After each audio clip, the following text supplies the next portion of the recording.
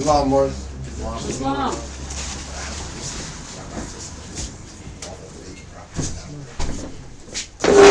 Let's rise and do the honors.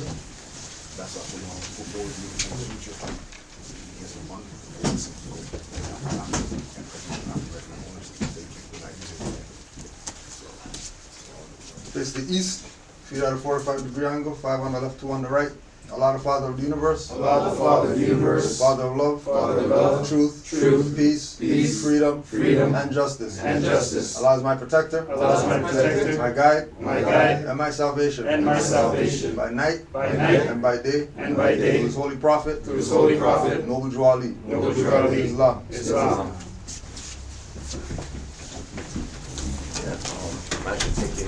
Start up with our readings to be read every meeting.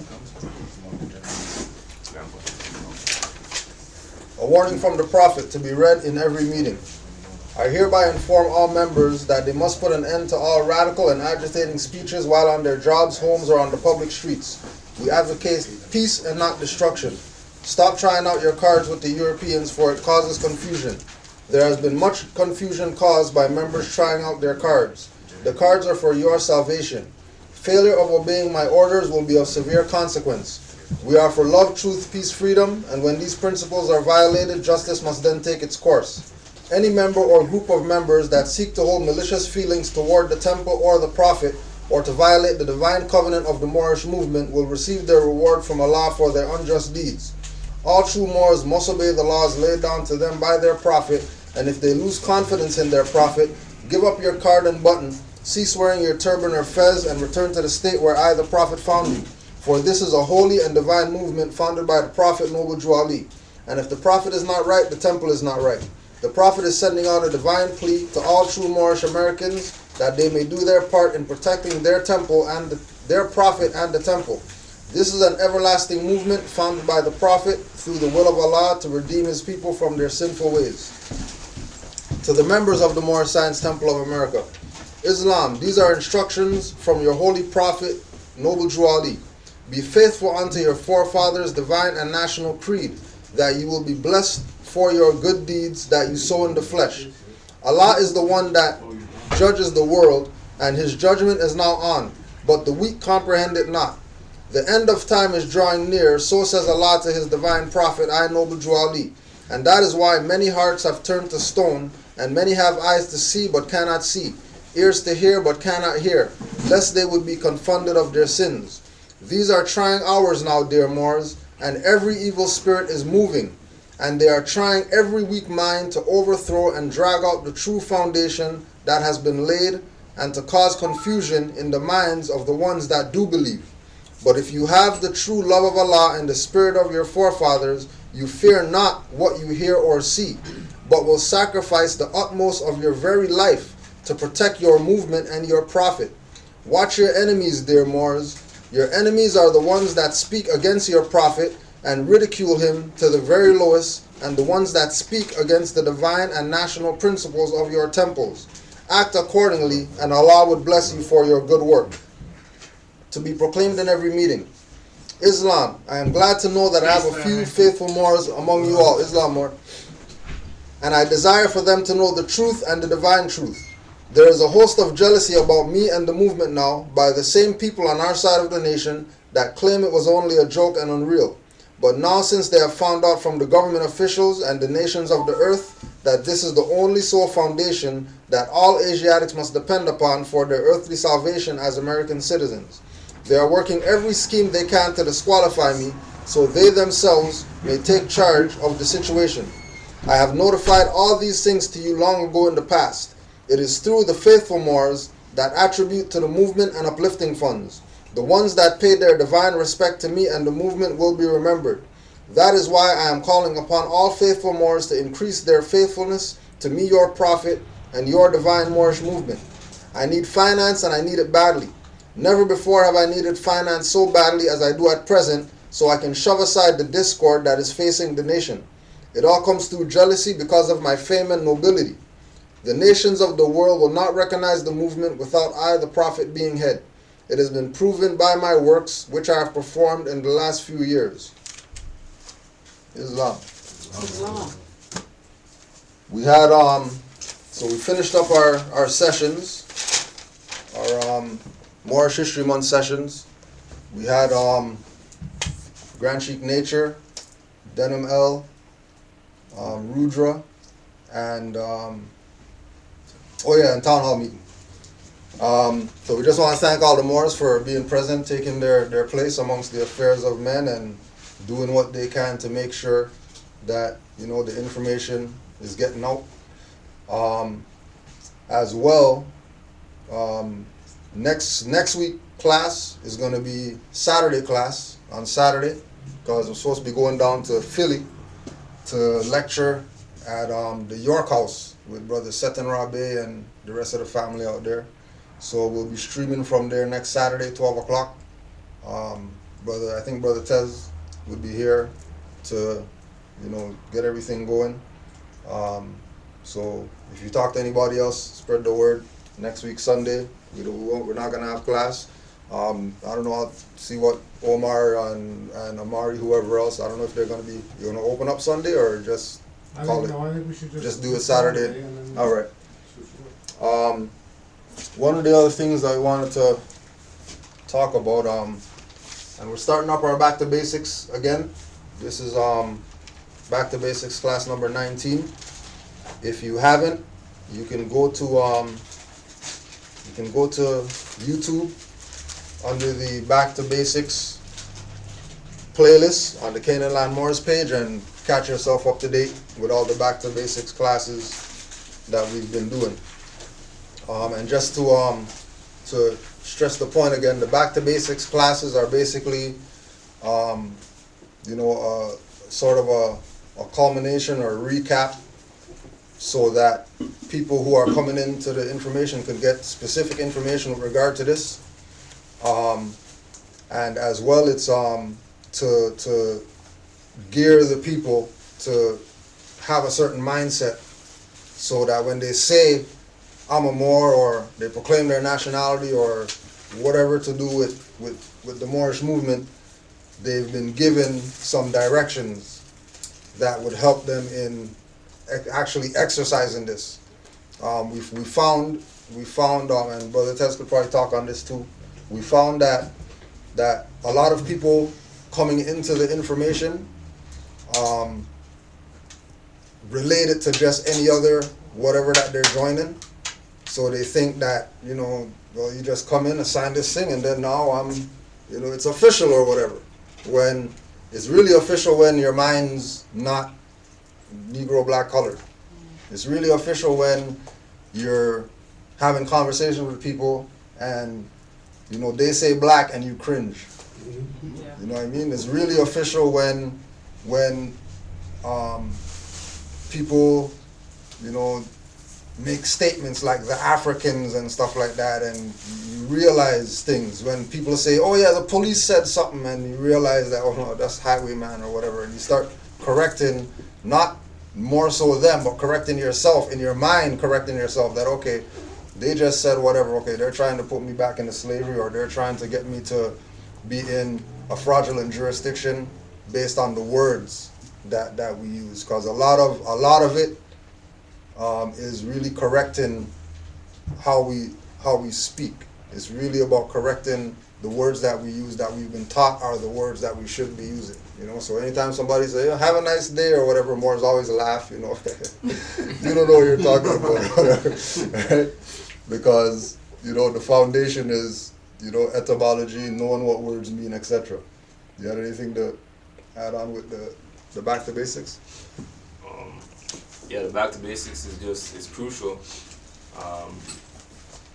because it's going to be relative to you interacting with your fellow members, and it's you interacting with your fellow members is what makes the government, it's what makes the power. It's not we have a temple, or we have a building, or we have an organization, or we're registered or we're not, or we're on the record or not.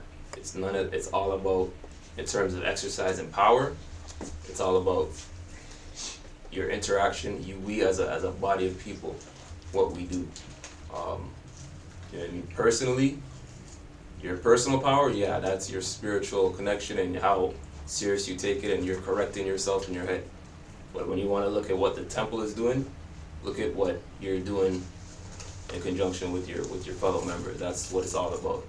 The adepts, the people who administrate, you know, myself, Pujo, Omar, we're just making sure things get run, that there's classes, that Moors are being taught birthrights and nationality. Other than that, going out there and, you know, making dents and making strides, that's on all of us together collectively. That's just the truth. Anybody else? Anybody else? Yeah. You got something, Omar, for back to basics? Not right now. All right. Yeah. Oh, actually, I do. Back to basics to me also is just trying to, I think I was talking with Martha today, in my mind, part of what I think what back to basics should manifest is our community, right? That would be the ancillary part to this, which is bringing us back. We're having an event, and just letting you guys know, the email will be going out on for the vernal equinox, springing forward, and trying to, you know, as Moors, we're no longer going to the clubs Friday night.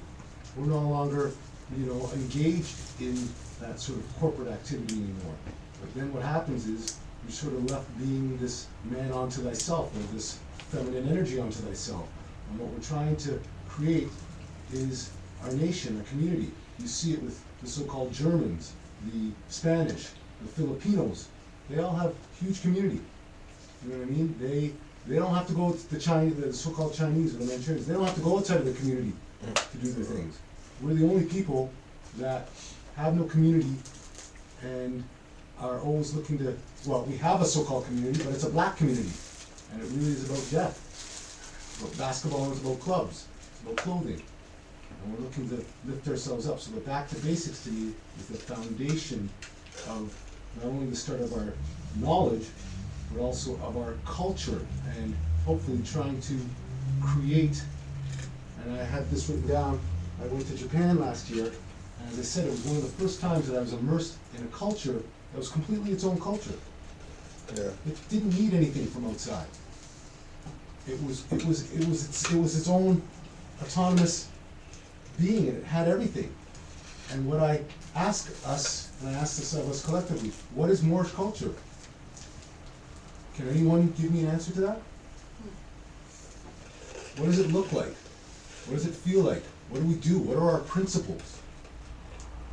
And that, to me, is part of what it is. Until we get to that point, because as I said, you can go talk to a Filipino, and he'll know what his culture is, and his thing is. You go talk to a Japanese, and they definitely know what that stuff is. Chinese are the same, too. They look at you and they laugh. And then they say something to their buddy in their language. You know what I mean? And you're like, well, you know they're talking about you. What did you just say there? You know what I mean? So when we get to that point, that's when we'll have reached there. And that, to me, is back to basics. Is like the creating of the fertile ground with which that culture comes out of. It was worth waiting for, wasn't it? Thanks for that. I had to get that one going. You had to turn the soil for that one. I had to turn that one. Since I've been traveling on the bus, I observe a lot of things from other nations except my people. Even this morning I was coming up on the bus, and this lady, she's a Polish. She's about 70-something years old. And she told me they lied to you guys. They lied to you. You're not black and whatever. They lied to you. Who's this, a lady? A Polish lady on the bus, just not even 15 minutes ago. Yeah. You have your feds on? Yeah, because she asked me about it, then I started to talk to her. And my people don't even ask me about it. Always other nation ask me. Yep. And she said they lied to you guys. Polish lady. Right. Point. Case in point. That's deep. Case in point. Friday, February 26th. 24 newspaper free stuff that they give out or whatever. Shopping while black. Some shoppers targeted because of race by retailers. Monitoring shoppers based on color of their skin violates human rights, but it does happen. No. Right? It's called shopping while black. So now they have a quote unquote now for this thing, right? Shopping while black.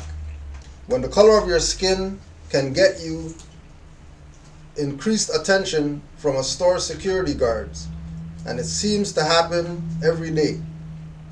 Consumer racial profiling is a violation of provincial human rights codes, but some security guards admit it happens. A CBC Marketplace investigation reveals. Right? So they investigated this thing. Right? Not just something that they just came up with or whatever like that in the newspaper. Like they actually did an investigation on shopping while black. And they talked to their security guards or whatever like that, and they came up to the conclusion that yes, this violates provincial human rights codes. What about international human rights codes though? Doesn't violate those. Because internationally, there's no black people. It doesn't violate any federal human rights stuff. Right? Only provincial. So, you know, it's just like when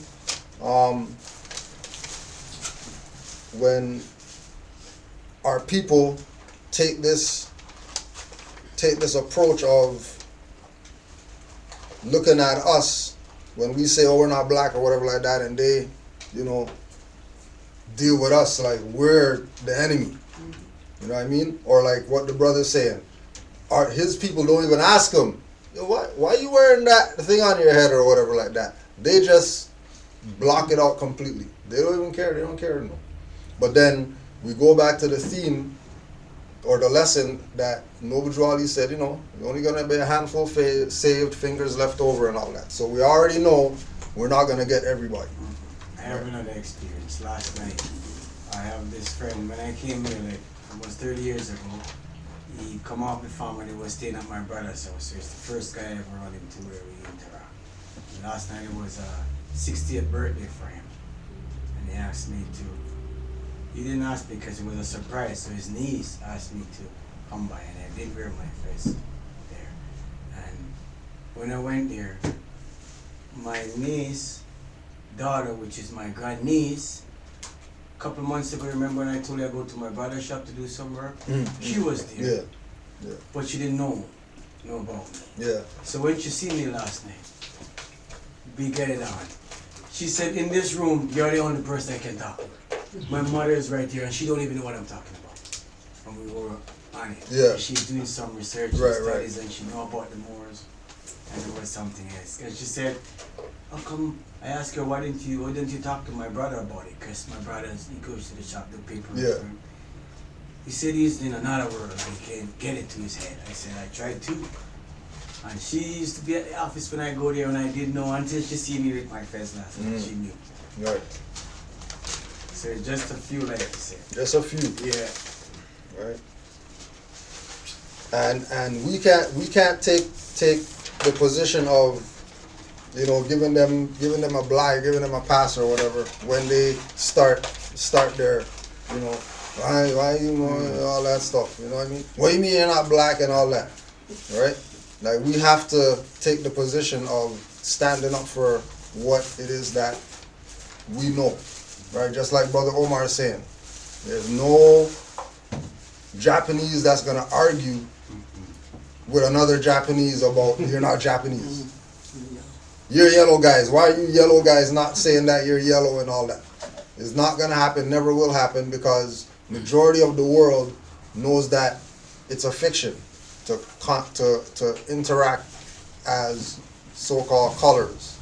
And majority of the nations of the world, they were brought up from this big to know that they're not colors. We're the only people. Only the people in North America have this block that they don't get it. No matter how much you break it down. I'm show it in the dictionary. Oh, that's white man stuff. Oh. What's wrong? What do you guys want? Right? You know what I mean? But there's no Bring a black European. man. Let European tell them. Nah, they don't want it. Right? So they continue to put these things out there to have them, to have them agree with the status quo that's being forced on them, right? Like Juali said that the uncivilized position that our people take and trying to force the uncivilized position on other people is now being forced on them to keep them in that uncivilized state, right? After an employee asked Mary McCarthy, right, and an MC means more, right, son of more, and then Carthy is the slave name, and she has no idea about her birthright. But her name, just go read David McRitchie, Ancient and Modern Britons 1 and 2, and they tell you in there, MC, MAC, small c, big C, it doesn't matter. It all goes back to the Moors, right? Have no idea about their birthright. After an employee asked Mary McCarthy to open her backpack when she was shopping in Toronto in 2011, it took her a moment to understand why, and then she knew. I realized I was being accused of being a thief. I was being accused of stealing. Right? She's from Fredericton. Right? Right? So now, and it comes back again. We say Fredericton, now you're going back to our people, who are the Aboriginal Indigenous people from there, and then still doesn't know that she's Aboriginal Indigenous. They're using her as some interview with some black stuff. And then she's down with it, doing the interview. Right? And then, forgot to read this part. At the top of the article, just on this page, they have a thing called Truthometer. Truth, lies, or something in between. Right? In a special months-long investigation, Marketplace looked at how race and culture influence how companies treat customers, apartment hunters, and job seekers across Canada. According to a 2013 report, almost 3/4 of Aboriginal respondents reported being followed by store staff, while 62% of Black Canadians reported being followed while shopping. Just 23% of white respondents reported that they had experienced being followed. Even though, They said they must have been stealing. right. Even though it's against the law, racial profiling by security guards does happen. One current security consultant told Marketplace, "We've had a different code name for certain different people of different ethnic backgrounds. When certain ethnic backgrounds or a black minority would come in, that code will be called out on the radio." According to the Human Rights Code, according to the Ontario Human Rights Code, every person has a right to equal treatment with respect to services, goods, and facilities without discrimination because of race. Right? But then they do it anyways. Right? Which means that, one, the code's meaningless, and two, the fact that they claim that every person has that right, that a person is a corporation, not just a being, then it doesn't have to apply to you if you're corporate. Because they're talking about human rights code, but then they're saying every person. Why do they say every human? Why do they say every human being? Why do they say every natural person? Why are they sticking to person without qualifying that person means corporation and that there's multitudes of persons? There's corporate persons, there's natural persons, right? Consumer racial profiling is discrimination, even if it's sometimes difficult to prove. Right? So this is just like when they had their little investigation or whatever on 208 cards and carding. And then they had the press conference or whatever like that. And then everybody's, come on, we want all the youth to come down because all youth get profiled and whatever like that, blah, blah, blah. Then they had them sitting down and whoever was the spokesman or whatever. How many people in here are youth or whatever? Then like, you know what I mean? Like 500 hands go up. How many people ever had to fill out a 208 card? Stand up. And then only Asiatics stood up. Ain't no other cultures stood up. Only the dark skinned ones stood up. Right? And nobody said, hey, how come all these guys didn't stand up? How come only the people who looked like quote unquote black people stood up? How come the yellow people didn't stand up? How come the red people or purple people, no purple people get 208 cards around here? Only the black people only? But this is something that's across the board, they say. This is something that they do to everybody. This is something that anybody who goes to a store, 62% of black people, even 23% of white people, they get stopped when they go in a store, they get followed or whatever, right? But the reality is that if you're classified or if you're claiming to be a fiction, then law is not going to apply to you. It can't apply to you. And if somebody tries to apply law to fake people, that's when you get things like Nazi groups and KKK and these type of stuff. Because those people are constitutional and they know that it's a fraud. The KKK's position was, you guys can't make black people or slaves or whatever like that citizens of our white whatever. You can't do it. If you guys do it, every time you guys do it, we're going to hang one of them. Because that's a fraud. They're not saying it like that, but that's what they're saying. And they put their little black fountain, white fountains and all that stuff, and people go and use whatever one they see based on how they look, right? But then, they're never going to talk about the people who, went down to the river and just took a bucket or went to the well to go drink. Not going to mention those people. They're not going to, right? People who didn't even pay attention to a fountain that were thirsty. They only focused on these individuals, the ones who set it up, that, they went to the white one, it's the good water and this one or whatever like that. Then the other ones who saw that and said, well, if I'm not that, then I guess I got to use this one over here. And then, white door, black door, and then these guys got to go in the door. Because that's the black door. And then everybody gets to walk on 2 feet through the white door. And they don't get it. And then there's a black table and a white table. Right? And this game and they've been playing this game, and they're still playing this game today, that they got investigative reporters and stuff like that go into, what do they call them?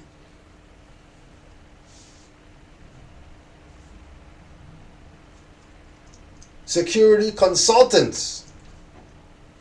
To find out from the security consultants, well, based on the security of your store or whatever, do you guys have codes for when the black guys walk in, and when the white guys walk in, and when the orange people walk in, and what kind of code do you use or whatever? Oh, so there's codes for the black guys. Okay, well, how much times you guys used that code last week? Because, once you go on the radio, it's going to be recorded that you guys went on the radio and said code whatever.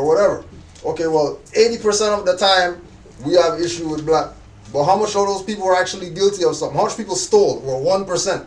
So, doesn't that disqualify you having to even use this thing? If you're not convicting people after you say code black, and then you check guy's bag and he doesn't have nothing in there, then that code that you call on him should be taken off the record. It shouldn't count. But they count it anyways, because they're playing their game to keep up the status quo of making sure that anybody, well, no matter where they come from, it's like the Polish lady said, they've been lying to your people or whatever. They didn't say him. No.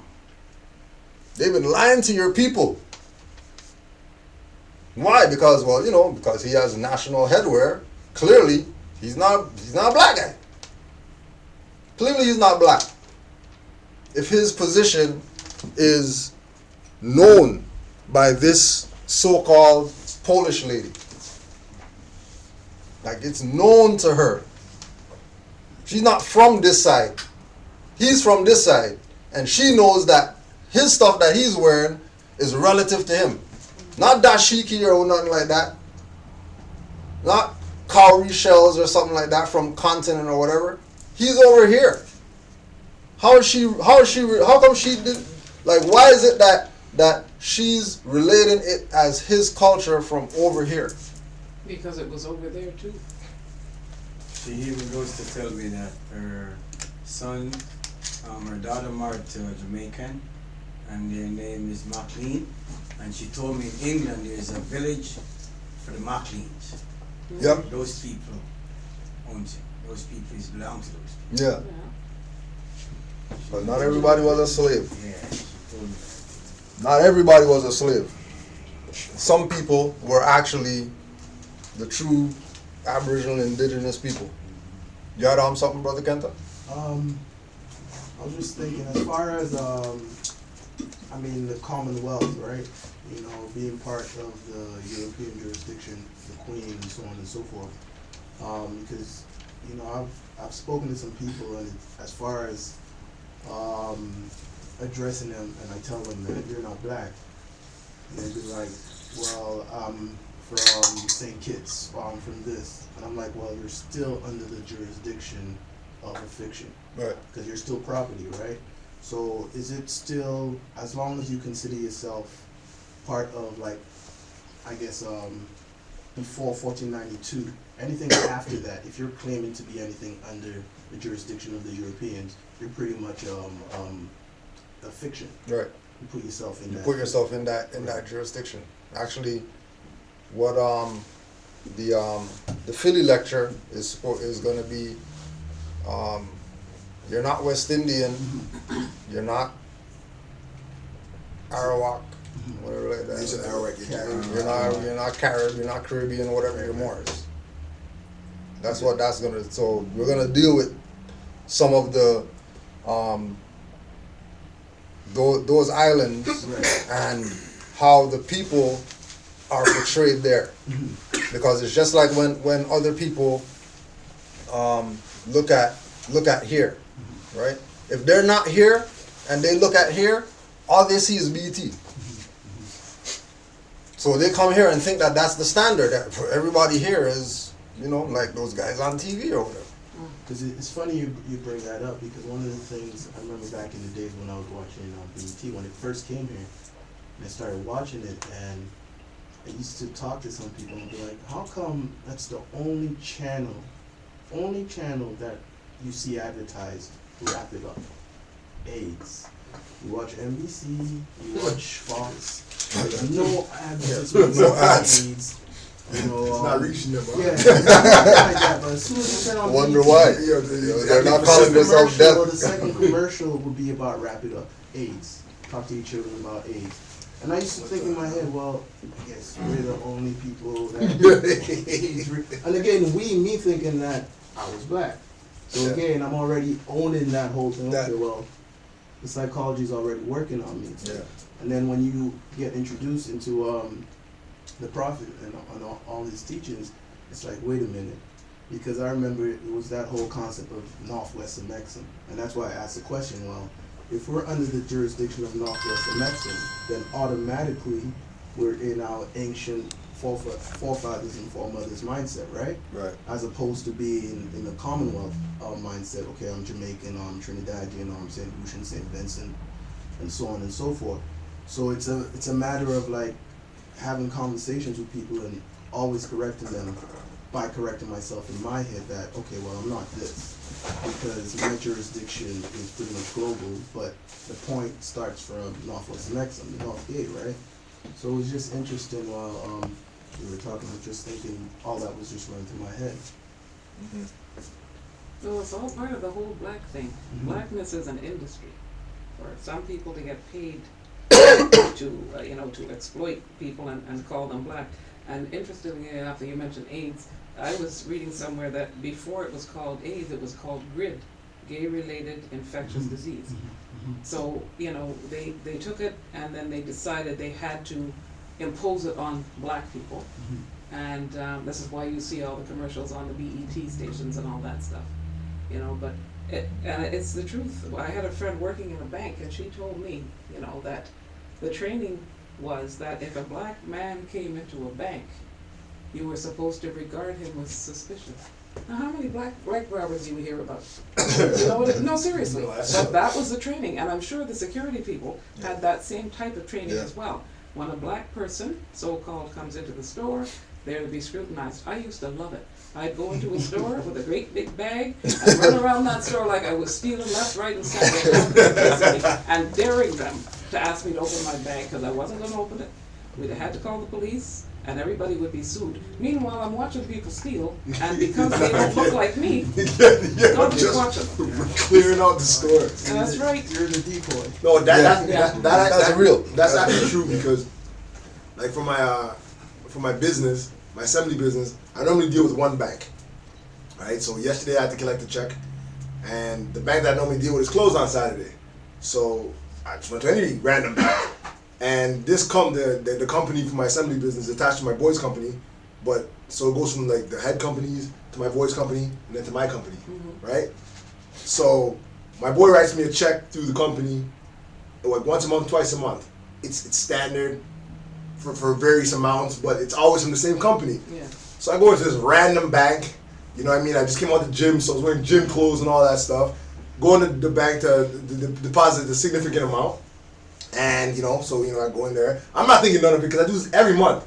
And where I normally go, they know me. Yeah. So I don't think of anything. So I give her the check, punch in my password, and I'm just chilling on my phone, like, getting ready to clear this so I can go about my business. And then she's there and she's looking and she's looking, she's looking around and she's looking, and I'm like, what the hell is going on? And then she walks off, disappears. Yeah, they always walk off. Walks off, disappears, and I'm like, what the hell could be going on?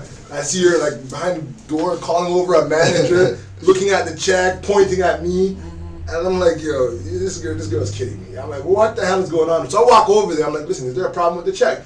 She's like, no, well, you know, normally checks with that go over $1,000, we have procedures that we have to follow. I was like, listen, lady. I'm like, listen, I deposit the same check every month in the exact same company, no problems, no issues. She's like, yeah, well, we just have to verify and do this, and then they're on the phone calling other banks. I'm like, what the hell is going on?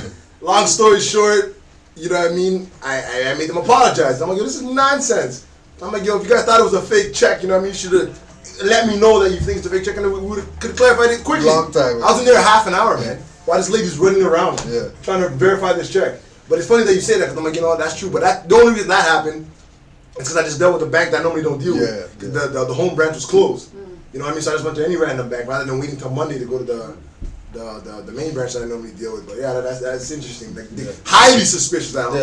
First of all, you know, there's no way this guy has a business. No way, it's impossible. There's no way he's coming with this amount of money to put in the account, and you know. And then I was like, listen, all you have to do is go through the record that I know you guys have to keep. You got the record right there, and you'll see that it's the same company that's depositing the same check every time. Yeah. But yeah, that is interesting. Right? Teller's discretion, they call it. Yeah, for sure. You know, and once we start saying that, you know, we don't have to now do certain things, right? We don't have to be subjected to certain things, right? Now they want to start honoring and doing things that, you know, they should regardless regardless of how I look, you should be dealing with me just like how you deal with any other individual or whatever. You know what I mean? So this is the importance of what Noble Drew Ali brought, right? In us making sure that our position is something that is ancient. We're not some new, just popped up yesterday thing that we're trying to get them to acknowledge or prove or whatever. This is something that goes back time immemorial, right? And once we start waking up to these facts, once we start exercising our position, it's going to cause these individuals who are getting this treatment to now think that, well, because they look like us, that they can just do it in their dead status, right? You know, just like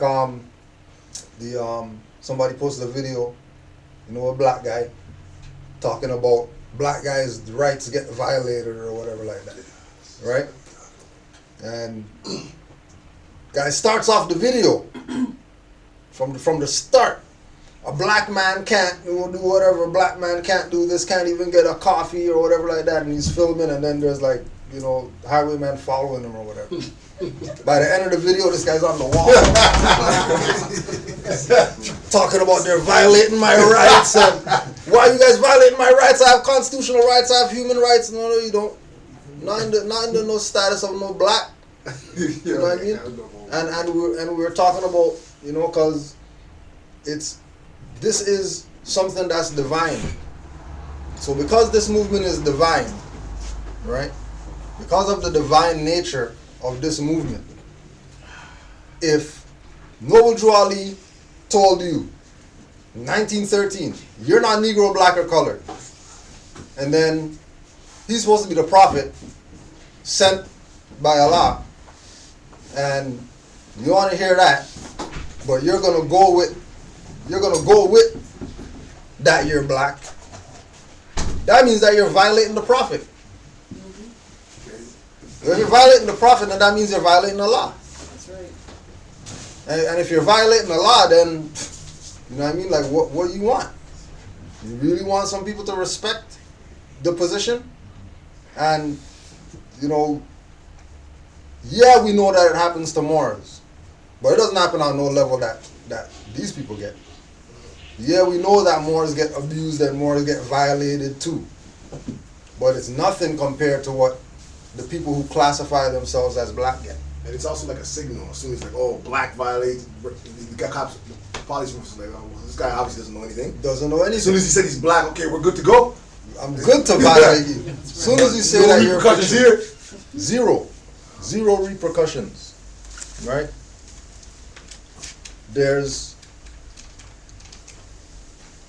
When we go to this writing about the members of the Moorish Science Temple, right? The end of time is drawing near. So says Allah to His divine prophet. That is why many hearts have been turned to stone, and many have eyes to see, but cannot see, ears to hear, but cannot hear. Right? The end of time is drawing near. That's why these people are so dumb out here.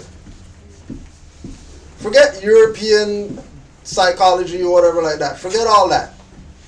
The reason is because the time is ending near. What time is ending near? Oh, the world's going to end. Meteors coming to... No, the time of what he said, that all the property is going back to the government. Anybody who's classified as property, whether they say it out their mouth or whether they have something in their pocket that qualifies it, whether somebody says, hey nigger, and the guy gets mad, all those people's time is coming near to an end. And the only salvation, like Noble Drew Ali said, is proclaim, declare your nationality. Mm-hmm. Either you are part or tied to a nation, or your property. And Moors have to take the position of recognizing that we have an obligation to at least tell them. It don't matter whether they buy it or not. But we gotta at least tell them, hey, you know you're not black or whatever. No, I don't know. All right, fine. All right. Can't say that I didn't. And when the stuff goes down, I'll be there. I told you so.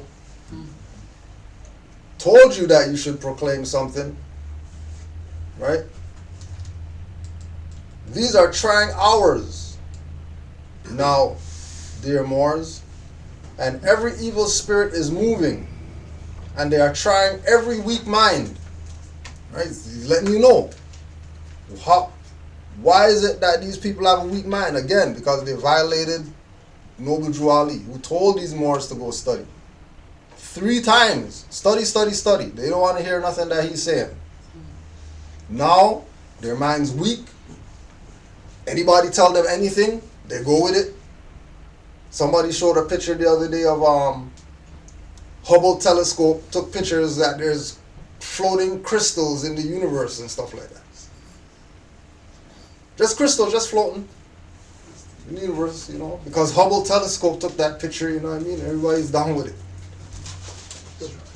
Distraction. Anything to get people to not put their binoculars on Noble Drew Ali. Because that's all that our people have. They don't have anything else. Everybody else sold them out, from founding of Nation of Islam all the way to who they got today, sold them out. From Pan-African stuff all the way to who they rep today, sold them out. Even Moors sold out these people. And they have the man right there, all his literature. You could just punch him up. His stuff will come up. Telling people what's up. Letting them know what's about to be up. Letting them know what's to come. When it's coming. What to look out for. What are the signs to make sure that you know that you don't get swept up when this thing finally goes. And again, we're getting shown all the signs. Walmart's closing down. Target been closed down. You're not even Future Shop's gone. Sears is closed. Radio Shack, all these stores gone, disappear. One source or whatever is left or something like that. You know what I mean? And people don't realize that something's going down. They got Chinese, India, all these people buying up all these car companies and stuff like that. Nobody's not realizing that something's about to kick off. They can't pay the national debt. So they're going to have to start selling stuff. And the only thing that they can sell is property. And if a person is a corporation, then you got some people are going to be sold too. That when you can't swipe your hand, you're going to have some problems around here. This is why Noble Drew Ali told the Moors, when it really gets down, Moors got to live close together or whatever. You better have some type of common unity amongst each other, so that if something does come down, you go, oh, at least I can go to my Moorish brother over there, go get it, whatever. I go to my Moorish sister's house over there, crash over there for a little bit or whatever like that. Told them, Moors, stock up 90 days of food, because the Europeans going to let you down. Look what they did in Flint. Right? Right? But and then again, when we look at certain things happening in certain places, it's all manifestation of prophecies. People who don't know, they're not gonna realize what's going on. But Drew Ali told all those people in Detroit, your stuff's gonna go down for what those Moors did to your prophet back then. That's terrible. And look what they're going through now. Same thing he told the Moors in Chicago. Chicago's doomed for what they did to Noble Drew Ali. Now what they got? They're on the top 10 list of murder capital in the whole U.S. Murder capital. And Moss Miriam's there. They're supposed to be the ones saving the people and all that stuff. They're not doing anything but perpetuating the cycle. Oh yeah, call yourself black. People call themselves black, and then now, but then they free themselves because they say, they put up their little banner, put Noble Drew Ali on it. You know what I mean? Get their little ritual going on so that they don't get any retribution from the universe. And then have all these people talking about they're black and worshiping all these other entities and beings and whatever like that, but quote unquote NY made sure they put Noble Drew Ali up there. And their stuff is untouched. Farrakhan could go all over the place and go anywhere or whatever like that. That's rituals that they're doing. To keep themselves out of harm's way when it kicks off. They you check the Maroons. Maroons got their little corner in Jamaica or whatever. They got their government going on. They got their minister of whatever, and their minister of this, and their minister of that. And yeah, we're poor, and Jamaican government doesn't support us, but hey, you know, IMF is not freaking raping us or whatever. IMF doesn't have nothing to do with us. Straight. IMF doesn't even want to talk to us. But they're going to contract with all these people who classified as whatever, that they got banana tree, they can't sell their own stuff. Bananas from Cuba to sell in Jamaica. It's crazy. Rice, bananas, How crazy that is? It is chicken. crazy. Nonsense. And it grows right It there. grows right there. Nonsense. I see that with my But own eyes, man. because they I say used to plant banana, man. I used to walk through acres Fields. of banana. Acres. Lost in banana. yeah. And now they don't have a I used to damn- walk to the cane field to take my father lunch. Acres of cane field. I walk it before I go to school, take his lunch, because he leave early in the morning. And now, man, it's like... They're importing food like that. That's like Saudi Arabia importing oil. Yeah. Doesn't make any sense. Even my mom just went to Trinidad, came back, it's like, White Castle in Kentucky, line up out the door. You can't even get a doubles right now.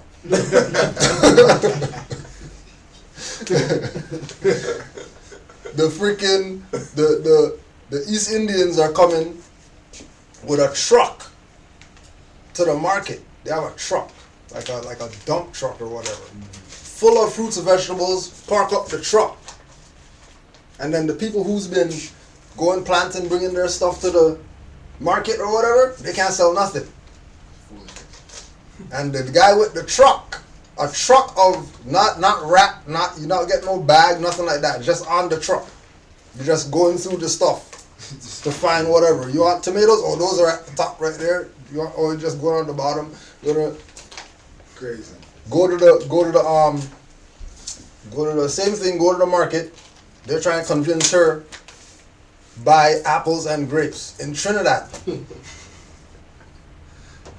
No, you don't want no mangoes and stuff like that. You want apples and grapes, You control the food, you control the people. right? Madness. You Kenta, you had something? In regards to the warning from the prophet, I think we have to consider what needs to be considered too is when you look at the whole story of Exodus and the warning that Moses got from Allah, where Allah tells him to tell every one of your people to put blood, over your doorway, so that when I come over, I know who I'm getting and who I'm sparing, right? Yeah. So it's the same situation with the prophet's warning. Because what a lot of people have to consider who think this is a joke is that your bloodline is a pedigree. And this is why the prophet says, go back to your ancient foremothers and forefathers. Because as soon as you tap into that, you tap into your DNA. Yep. And as above, so below, higher and lower. So whatever's happening in the cosmos is already happening down here. So when you consider what the prophet says, like, your bloodline, being a Moor, acknowledging that you're a Moabite, you are protected cosmically on a divine sphere. So what you have to do is be what you know. And if you're aware of that, you will be spared the wrath of Allah in this day and time. Fly your colors. Fly your colors. These are trying hours, dear Moors, and every spirit is moving, and they are trying every weak mind to overthrow and drag out the true foundation that has been laid, and to cause confusion in the minds of the ones that do believe. But if you have the true love of Allah and the spirit of your forefathers, you fear not what you hear or see, but will sacrifice the utmost of your very life to protect your movement and your profit. So that's the same thing that Brother Kenta is saying, that this is not about some getting some earthly benefits. Think we made it because we could, go to the bank as a Moor and have a Moorish name on a bank account. Oh yeah, we're the Moors there. That's what we got. That means nothing if your spirit's dirty. That means nothing if your heart's not pure. Because all these earthly things will pass away. And what's left after those things? So the idea is to make sure that you're not tainting your spirit, which is why the studying is essential, because with studying comes the ancestors' blessings. With studying, with putting the right information in, you would have the right thing outside of yourself. You put the wrong stuff in, then we have what we see out here that majority of people have to deal with, right? We know of Noble Drew Ali having manufacturing companies. We know Noble Drew Ali was telling Moors, matter of fact,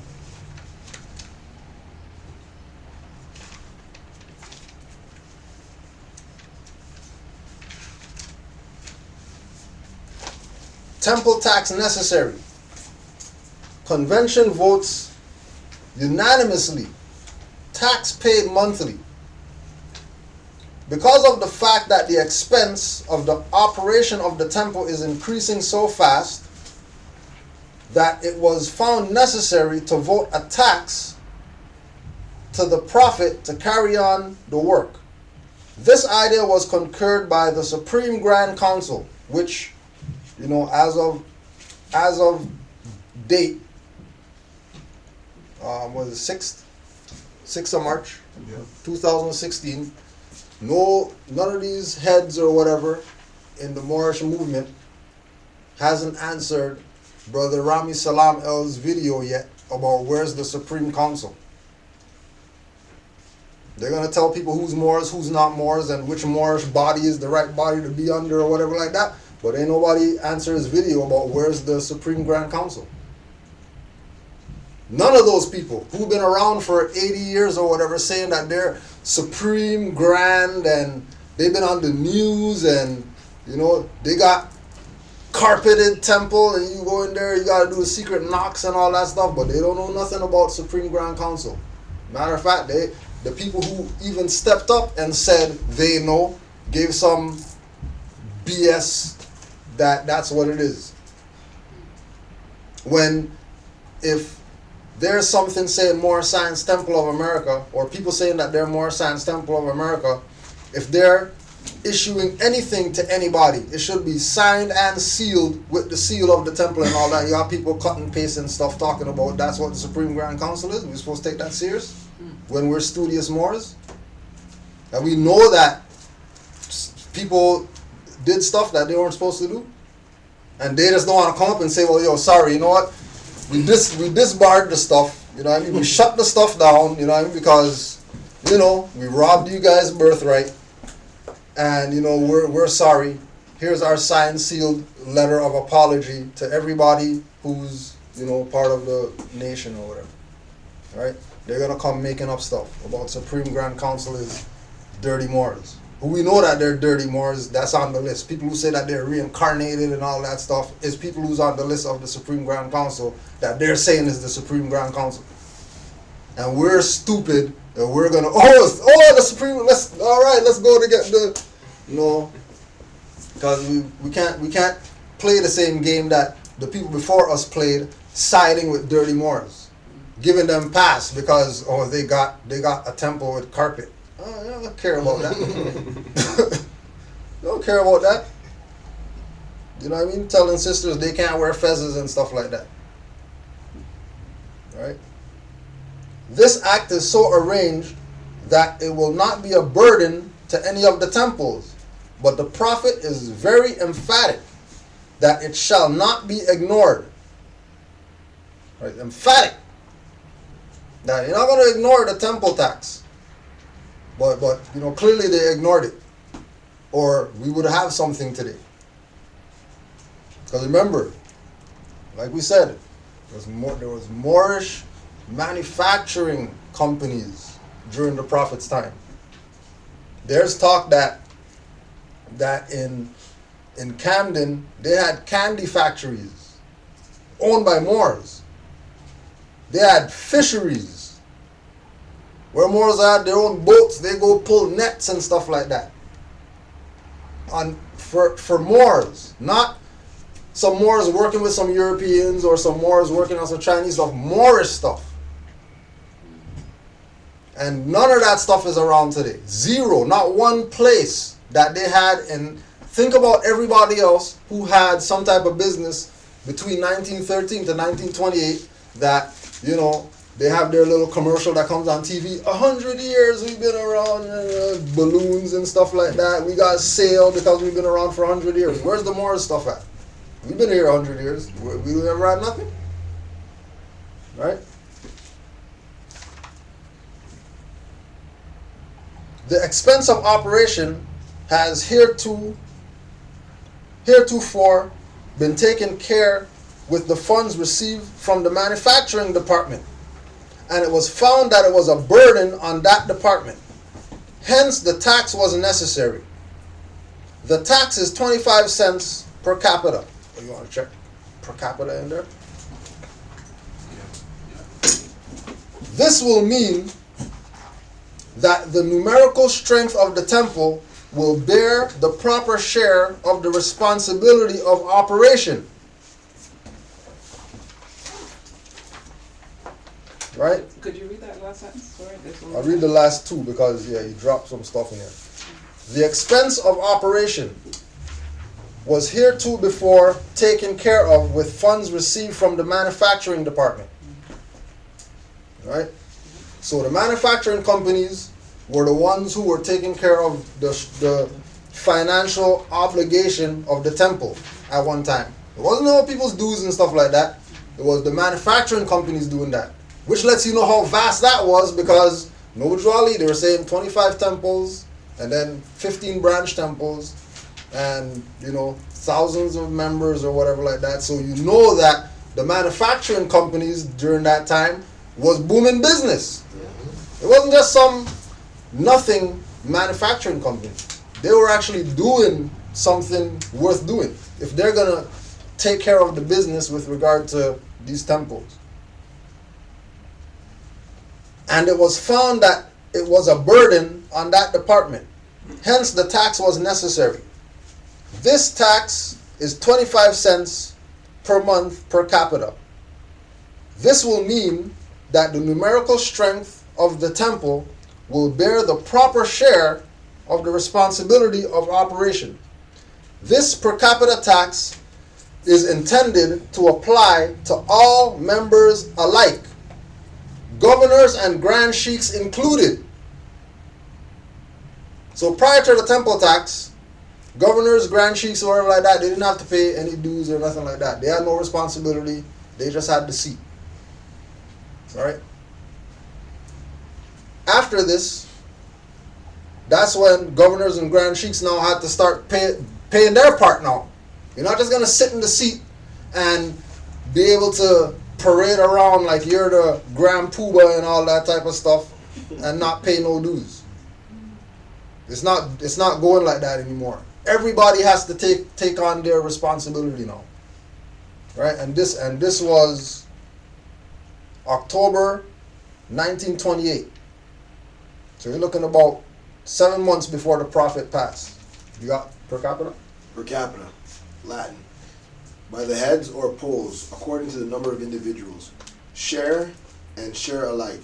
This term, derived from the civil law, is much used in the law of descent and distribution and denotes the method of dividing an interstate estate by which an equal share is given to each of the number of persons, all of whom stand in equal degree to the descendant, without reference to their stocks or their right of representation.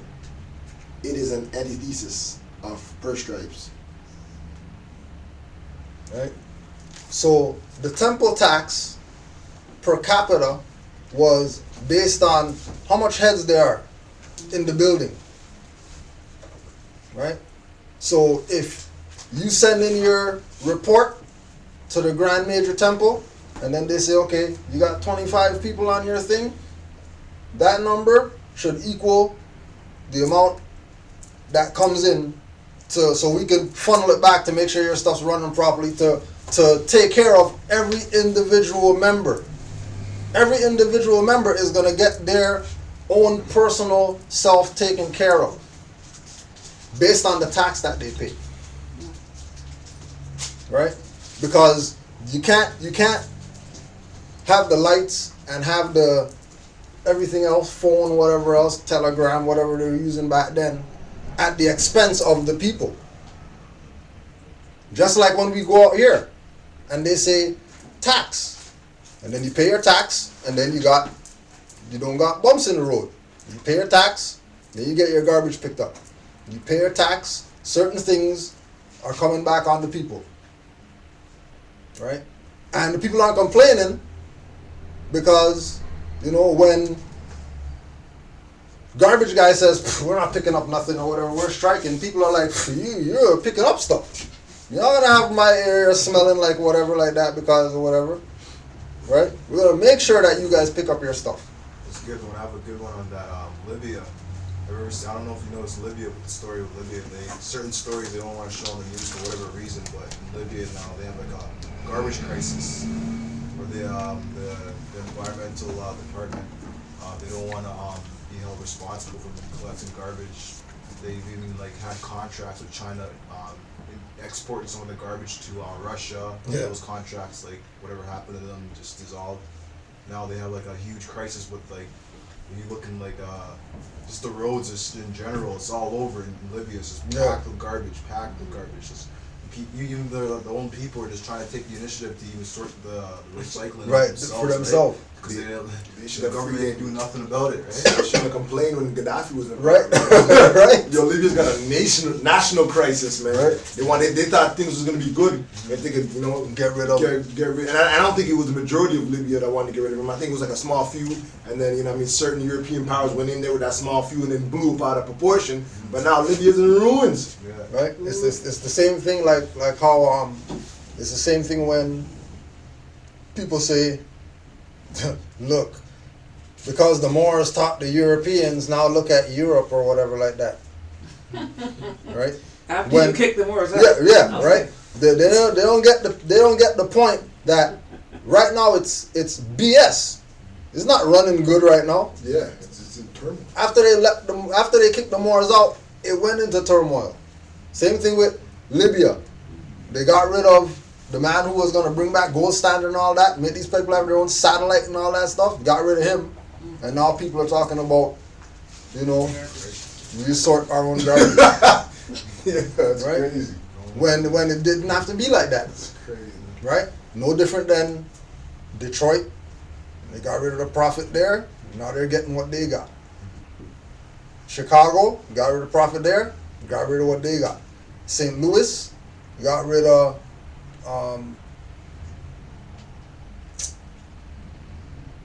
what's the one in St. Louis? The Bay of Missouri.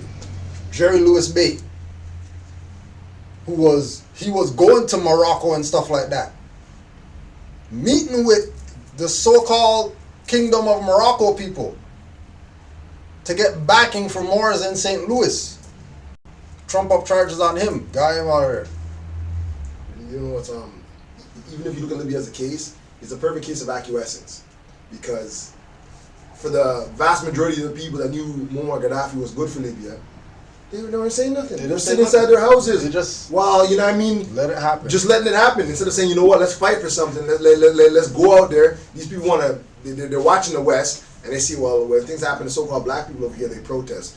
So these guys are protesting.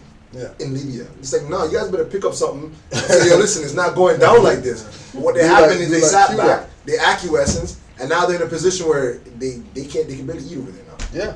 And that's a Yeah. perfect case of acquiescence. Doing nothing is the same thing as saying, yes, Muammar Gaddafi is a dictator.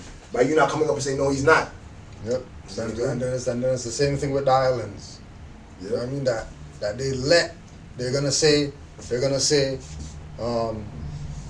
well, no, we don't want the Germans to come in and run the resorts or whatever, because they're not giving jobs to nobody, blah blah blah. So they kick the Germans out, but they let White Castle come, and they let KFC come, and let McDonald's come, and they let all the same foreign corporations come to do the same thing that they were saying that other people were gonna do.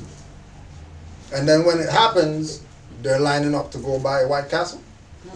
You want to know how come stuff sucks? How come you can't find a mango nowhere? Right? Terrible.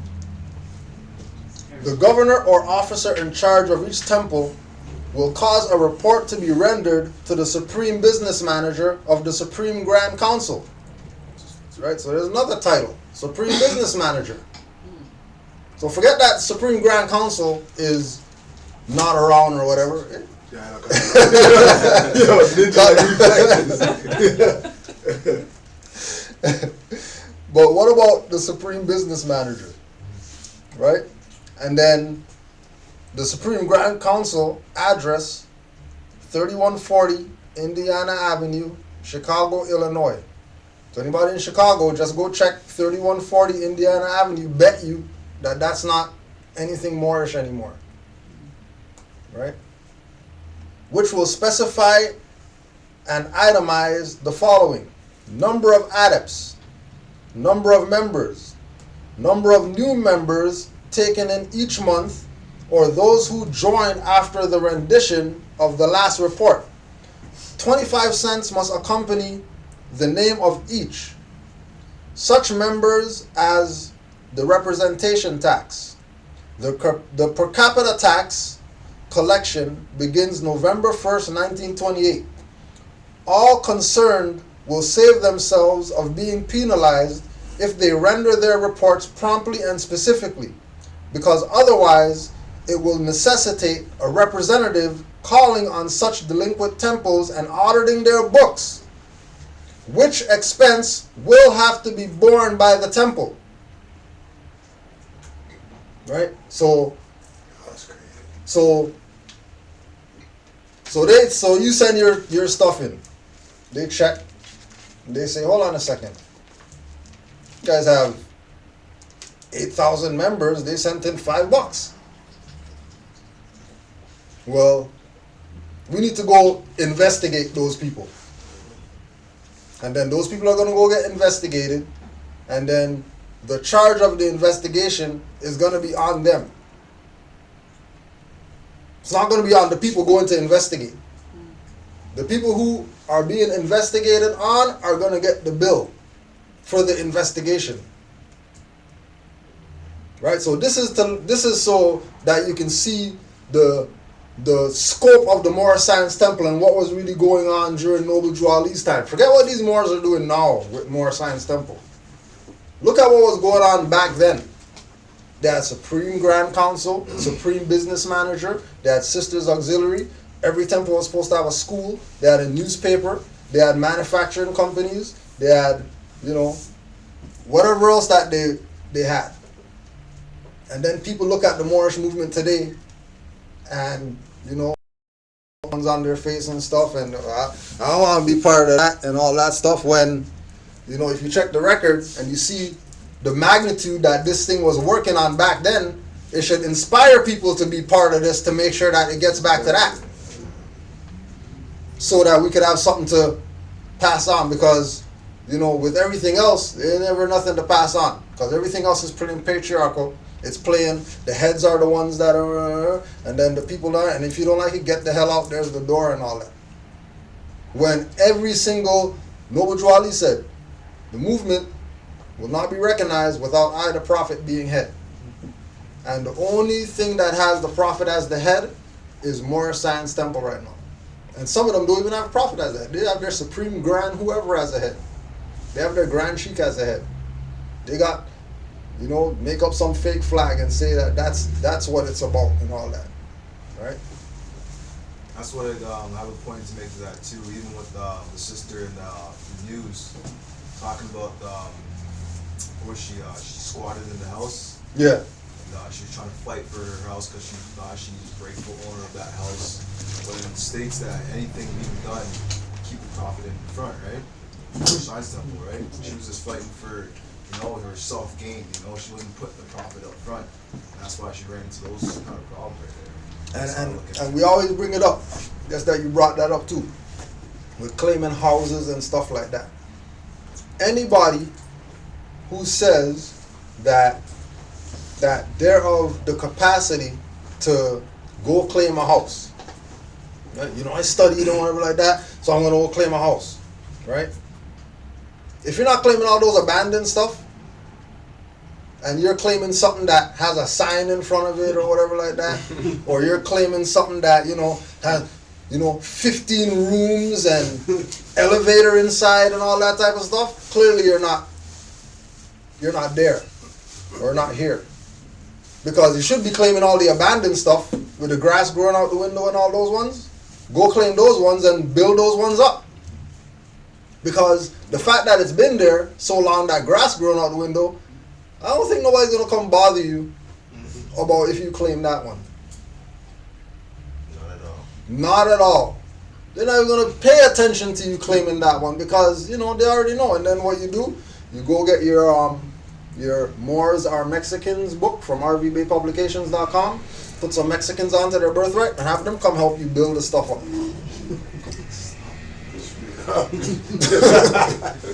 Because they'll do it. They're keeping it in the family. And then they don't play when it's time to build some stuff. They don't play. They will build your stuff up. You know what I mean? There's few people. There was a brother. I think it was a video or something like that on YouTube or whatever, where he lived next to a house that was abandoned. So he decided to make a claim on the house. Just his brother or whatever. But he didn't have nobody to do the work. So he said, well, I'm hiring some Mexicans or whatever. You know what I mean? And these guys came and 2 days they built the house back up. Wow. 2 days. That's fly. And they worked around the clock. 24 hours they worked, and then they came and worked 24 hours again. No breaks, nothing like that. 2 days. Build a house.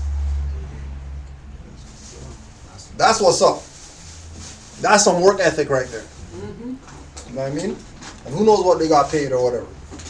Alright? All governors and other officers will be held responsible for the representation tax and report. And then, this is signed by order of the Prophet Noble Drew Ali. And only judges make orders. Right? So you have this individual by the name of Prophet Noble Drew Ali putting out an order to all the grand sheiks, grand governors, or whatever like that. Now you know again another reason why they got him out of the way. Because he was exercising judicial authority on the people who were under his jurisdiction. Put an order on them. And if you talk about, you go to kangaroo court or whatever like that, judge makes order like that, they're going with the judge order. Nobody's not going to argue with it or whatever like that. Judge makes an order, okay, that's what we're going with this. Okay, well, Noble Drew Ali made order, and there's no Supreme Grand Council or nothing like that right now. Right? And again, putting these things out there to not for people to see what the temple doesn't have now, but for people to see what the temple had and to bring it back to that level of what it was. Wow. Because it's only going to be done by the people taking responsibility, just like he said. Just like the grand sheiks, grand governors, whoever, have to take responsibility. Same thing with the people have to take responsibility to recognize that is your three things we read. Noble Drew Ali said, it's your temple, your movement, your profit. It doesn't belong to anybody but the people. Sorry. Do we know what kind of manufacturing companies he had? We know that he had his remedies that he was making. Right. He had his mineral oil, bath salts, candy factory, fisheries. We have to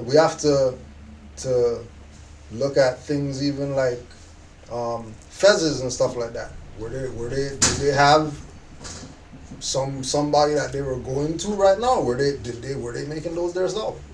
All the stuff that they were wearing. You look at all the convention pictures or whatever. All these Moors, wearing traditional, you know what I mean? I'm pretty sure that was no one tailor that they had making those stuff. You know what I mean? You look at you know, literature, newspaper.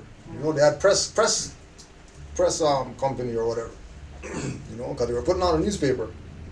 You know, so there's at least 5 to 7 companies that we can say without documents of did they exist, Right. but just by the activity that okay, they had to have those things. If they're saying that they're a nation or whatever and they have all these members, then they had to have had these things. You know? You had something, Kenta? Can you speak on the ecclesiastic nature of the fact that a lot of people, when you just said, the prophet said, we got to put him in front because everything that we want to put into action is by him being in front of us as our shield, defense, and offense, right? Because a lot of people tend to think, well, okay, well, the prophet's not here, he's dead. Who am I listening to? But the fact that it's an ecclesiastic group and our foundation is based on the divine, the divinity of ourselves and our foremothers and forefathers, can you speak on the fact that being a part of the Moorish Science Temple of America and the Holy Science Temple of America, that the prophet is presently alive with us 24/7, 365, like, you know, the whole saying of, you know, well, what would the prophet do if he was here? Like, we make our decisions based on that inspiration that we get from the prophet, as opposed to, well, he's not here, we can do whatever we want and forget about everything he left us. Like for there's two good examples to use. One is the Vatican and how they transfer power of the Pope to popes, and transfer, but all of them are called Pope. But and the people who are claiming that they're Catholic, they know that his power isn't his power. Like his power is coming from somewhere else, right? As far as like, you know, divine or whatever like that, right? And when you look at their founding time, when they started, and then you look at where we started, and you look at things like, you know,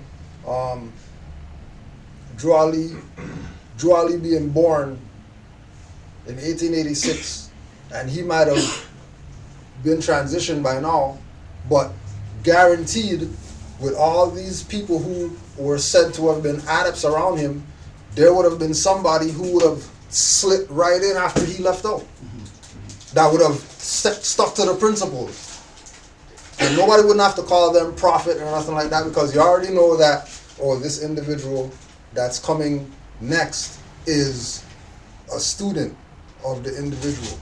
And whatever was taught by him is going to be taught by this individual. And then that thing is going to be, right? On more relative to with the ecclesiastical position is, and Mocha and Tez could talk about this, Buddhism. No Buddhist passes Buddha. They don't push him off like he's not, you know what I mean? Well, he's not here, so we don't deal with him. What is it that they deal with? His teachings. Right? They don't argue with the teachings of the Buddha. A Buddhist is not going to say, well, Buddha's not here, so let me see, we could sell some stuff that, you know what I mean? It doesn't go down like that. Exactly. Because they know that it's a divine representation. But only people who have a concept or people who have honor or respect for the divine are going to see it as that and represent it as such. People who aren't, they're going to be wayward with it. They're going to say that, oh yeah, well, you know, I'm the reincarnated Buddha. Find me somebody who said that they're the reincarnated Buddha, and then all the Buddhists follow that guy. You know what I mean? Find me somebody who said, oh yeah, I'm the reincarnated Krishna, and all the Hindus said, oh yeah, that guy's the new Krishna, so we're going to follow him. That only happened with the Moors. because the people's mindset were so not where it was supposed to be. Because everybody wants the welfare. Everybody wants to just send in this paper, get a check mailed to them. Oh, and then if I have a child, I get a bigger check. And then if I have another child, I get a bigger check again. Manufacture of children. No, manufacture children now. You know what I mean? Right?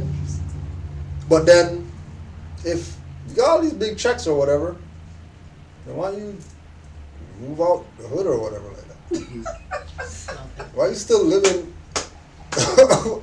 Why are you getting $5,000 a month or whatever, and you still live in housing? You know what I mean? When the point of them giving you the check is for you to get the hell out. Give the next guy who doesn't have nothing somewhere to live now. But no, they want to keep paying their $20 rent and get the $5,000 check or whatever. Right? And then that's a milk in the system and whatever. And then why they don't have anything. Right? It's interesting because we talk about the ecclesiastical aspect of people of putting the profit in front. There's a political aspect to what black people have done since the American Civil War, and then coming up till now, and it shows ingratitude. You know what I mean? They showed ingratitude to the prophet, and they've also, if people don't even know about the prophet, people outside of the community, they can also look at it from the perspective politically as it was the Republican Party that freed you guys, and now you only back the Democrats. You guys are crazy. Like, what's wrong? Like let's just forget putting more science into it. Let's just say what people know, right? You look it up. Lincoln was a Republican. All the first congressmen were Republicans, right? For the majority, the first quote-unquote black congressman, right? It was a Republican Party that backed, people being free. And then somewhere along the line, you decided that you will never vote Republican, you're only going to vote Democrat. Right? And everything that's going on now, to me, has its roots in that. You destroyed it was two-party system is bad enough, but then you came and you destroyed it. By saying all of us, 10% of the population, most of us, are only ever going to vote Democrat. We're not going to vote Republican, ever. If I take 10% of your check every single week, you're just going to give it a blind, just shake it off, that's cool. In addition to whatever else, I'm saying I'm not taking your, this is not a tax, this is just, I'm taking it just cause. That's cool, okay, whatever. Now it's even 10% less after whatever, 15% tax or whatever. And people are supposed to put up with that. But people who know, economics, and I just say financial economics, just the power of energy, the movement of energy and politics, know that you guys are blocking up the works. You guys are messing everything up. People come here to have a free vote to be able to make moves, and now you're giving all your power to this one side for no apparent reason. Or then they tricked you, or like he said, they said, hey, we're gonna just create this system where you just get a check. You know what I mean? The democratic, liberal, welfare type concept. Civil rights. Right? Yeah, civil rights and all that stuff. Right? And so now when you see people talking about every turn on the news, and for the past couple of weeks it's Donald Trump's destroying the Republican Party. No, he's just taking that last final swing, because it started way back in the day when, for whatever reason, again, all these people decided, now this is the party that helped free us, but we're going to switch to this party because they gave us trinkets and chains and toys. And black leaders. And those are the ones who led them. Here, let's go over this way to the Democrats. And they followed, and you know what I mean? Anybody on the outside is gonna look at that, and what are you gonna think? Oh, these people are cool, or they've been under whatever. No. The hell's wrong with you? You have two choices, and you're saying I'm gonna let you know 10 years in advance for my next 20 choices. It's always gonna be that one. it's not a choice. It's not. You just ruined everything for everybody. And then remember that it's really only room for themselves because everybody else could get up and go where the hell they came from. There you go. And now they're stuck dealing with the KKK as their president, prime minister, or whatever. And then they're going to complain about it when they voted. Well, it just seems like it's a smear campaign on a very like subtle level against the word or the term or what a Republican stands for. Yeah, what is So it's like, you know, what Trump and all those guys are doing. It's just like they're really muddying up the water of what it is to be a true Republican. Because I know when I used to watch those guys go back and forth, like for me, Democratic was my thing.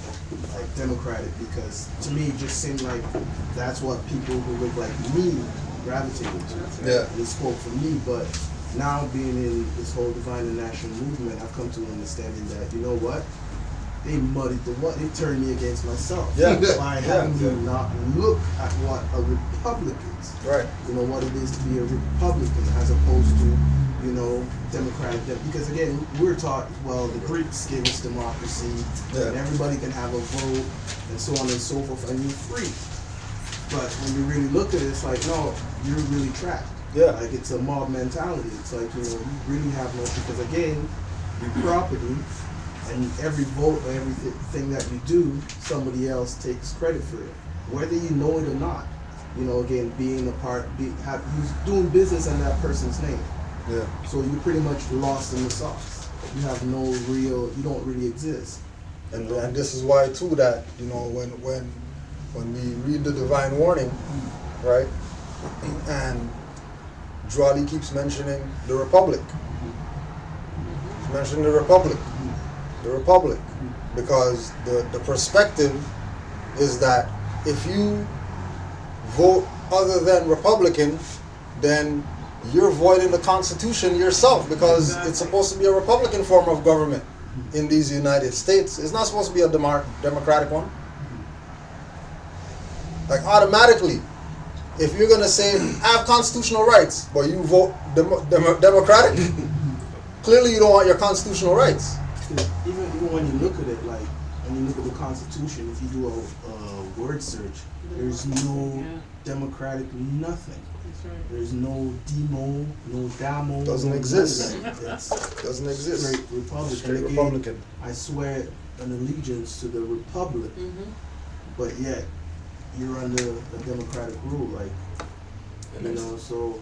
to tie it all together, you have Oscar the Priest, right, who gained his office as a congressman with the Republican Party while being a member of the temple and having Drew Ali help canvass for him, telling them, Moors, go and vote for your Moorish representative, and he won that office, right? So that wasn't even, it was 1920 whatever, Yeah. 1925, 1926, right?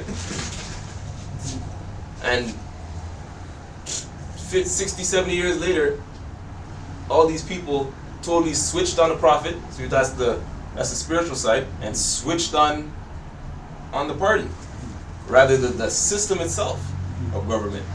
So that's the earthly side. You know what I mean? So they turn themselves into a bunch of two-faced. You know what I mean? Like turncoats. You know what I mean? And then remember, though, like, whether even the fact that they're unconscious, they're still Moors. So, you know, they really have the deciding position. You know what I mean? On which way this thing's gonna go. So once you get all those people that are unconscious Moors to vote, and they vote Democratic, then Democratic wins. Like, it's not even right, and not even Democratic in the sense of the party, but the mob rule idea is what's gonna be perpetuated, because they're not supposed to be. They're really supposed to be not even voting, because they should know that these people that they're voting for, whether Democratic or Republican, are part of a private corporation and has nothing to do with them. Anyways, right now, they should even know that, right?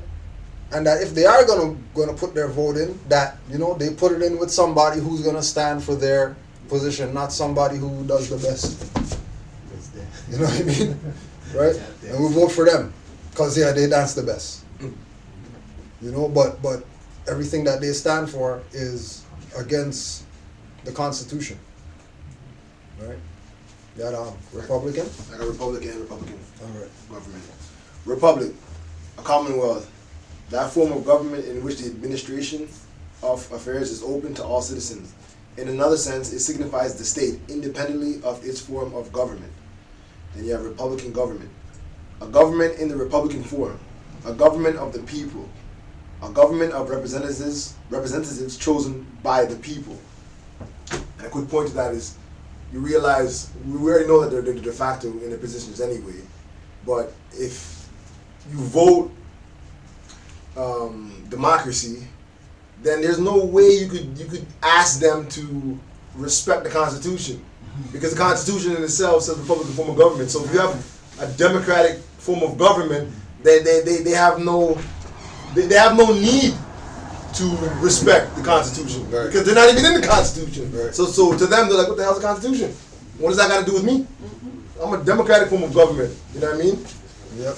So, and when you even look at it, on the face of it, the democratic form of government is basically acting like a Republican form of government. Right. Because it's by the people, from the people, chosen by the people.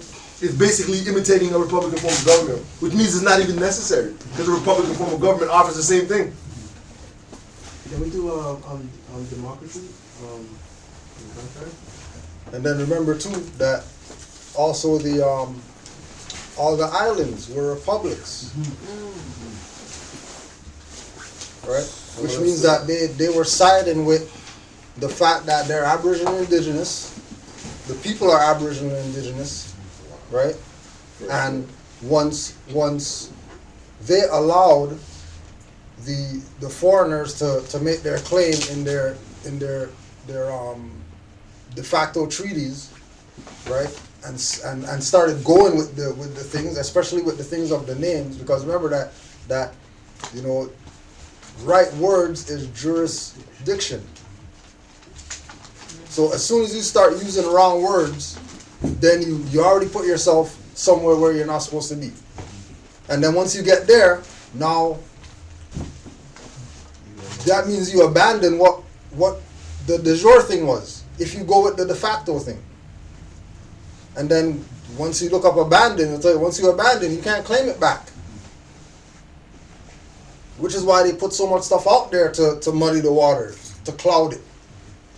So that the people could abandon. And then once the people abandon, you can't claim it back.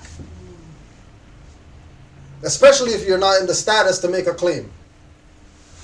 So it comes down to realizing that when we check the record, we're only gonna see that people who were aligned with the Prophet pushed Republic.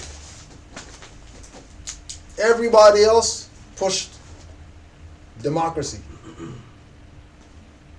All right? Everybody pushed democracy. When you go look up Constitution Act, first line in their stuff, this is democratic, whatever. They already know that they're playing people. Go to UK or whatever, Queen, democratic is a monarchy or whatever. Already know that they're playing people. Because the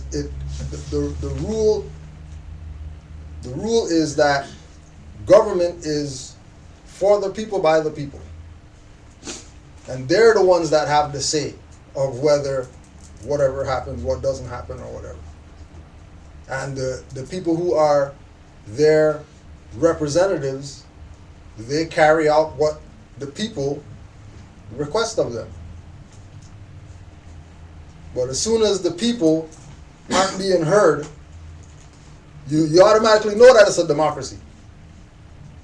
As soon as the people are making claims, you guys can't whatever, and they're like, whatever, you know that it's a democracy. Because the people's, and this is This is not even looking at voting. This is just, the people should just be listened to automatically. Like you remember, even when we were in high school, there were certain politicians that used to come to the community center. They at least come to the community center to hear what the community has to say with regard to certain things. They're not gonna tell you come on down to the whatever. They're coming to you where you're at. I mean, that's something that is non-existent now. Because the people have taken it on themselves so much to let these people be their masters that, you know, the slaves now become the master. And then the masters don't even know what to do with themselves. They don't even know how to get, you know, the littlest thing done, much less more big things that affect their welfare. Right? We're looking at democracy. Yeah, democracy. Democracy, that form of government in which the sovereign power resides in and is exercised by the whole body of free citizens, as distinguished from a monarchy, a aristocracy, or oligarchy. According to the theory of pure democracy, every citizen should participate directly in the business of governing, and legislative assembly should comprise the whole body, but the ultimate lodgment of sovereignty being the distinguishing feature. The introduction of the representative system does not remove a government from this type. However, a government of the latter kind is sometimes specifically described as a representative democracy. Town form of government constitutes pure democracy as distinguished from a representative government. And it says Commonwealth versus Hudson. And then there's a smaller one, but it basically breaks down what it said at the beginning. But that in itself, it sounds Republican to me. Right. Right. That's why they never say representative democracy. They just say democracy only. What about when they turn it around now? They take a little lie and they take a little truth and they call it a democratic Republic? Yeah. Oh my God. Yeah. What the hell is that? Yeah. But that just lets you know that people don't read. Just lets you know. That is madness. It just lets you know that the people have taken the position of not recognizing what it is that they got. Right? And it's funny that when the first kind of jurisdiction that you think of that uses that democratic republic, isn't it Congo? Congo? Yeah. That's what I was just thinking about Congo. What place is more messed up than that place? Tell me about it. Yeah, for sure. All for the silicone. Huh? It's all for the computer technology. I know, it's terrible. Disruption. We have a question. Can we as Moorish Americans located at Asia Major, aka Great Britain, enforce the American Constitution for the United States of America against the Crown/UK corporations violated our rights, or should we stick to enforcing the Treaty of Peace and Friendship between Morocco and Great Britain, Vienna Convention, UN DRIPS, and other international law? My thinking is that we are the land to which Article 6 of the Constitution relates, that the United States of America is a British colony, agent of the Crown, and such comes under the law of agency. So, my position on that would be to first of all do the research on the what was the laws in Britain during the time of the so-called Moorish rule there, and then you realize that it was really common law, right? So common law is superior to constitutional law.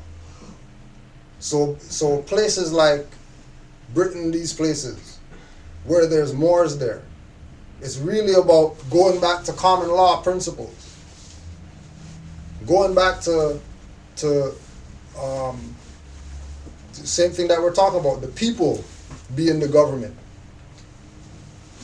Because the conflict that you'll have there is similar to the conflict that we have here when we say we're going to enforce the Constitution for the United States Republic, right? Because their perspective is, well, you know, Canada's a British monarchy, and they have nothing to do with the United States, and they have nothing to do with America. This is Canada.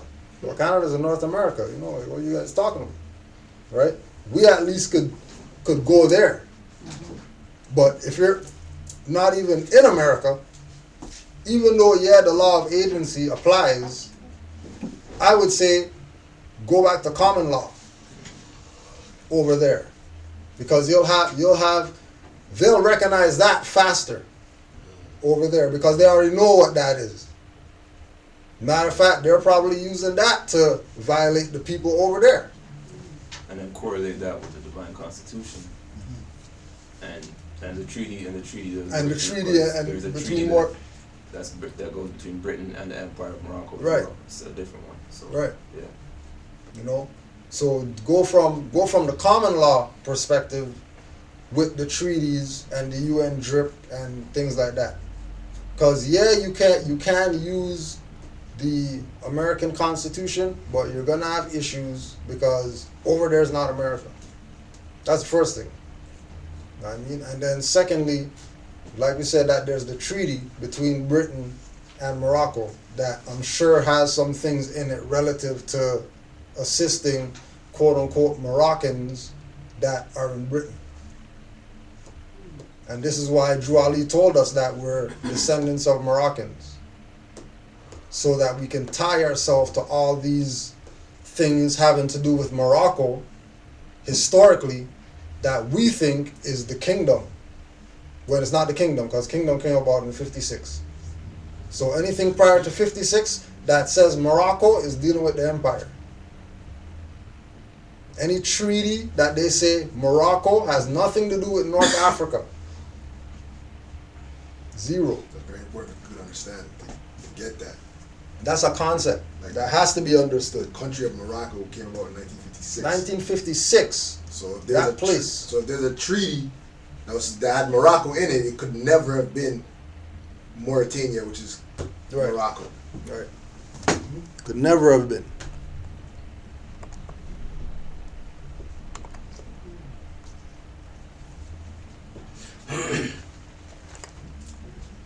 Right.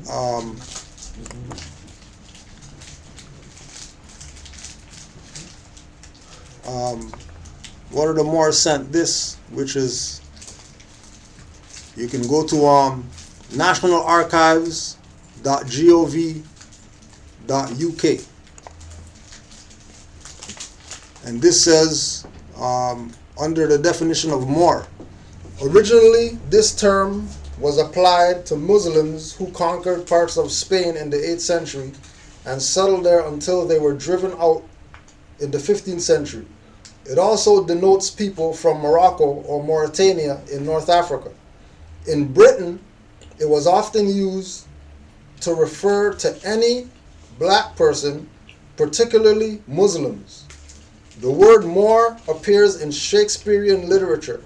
It was spelt in a variety of ways, such as M-O-R-E, M-O-I-R, Moorish, M-O-R-I-S, M-O-R-Y-E-N, and often combined with black or black as in blackamoor, black or as in blackmore, blackamoor, and blackmore, M-O-R-E.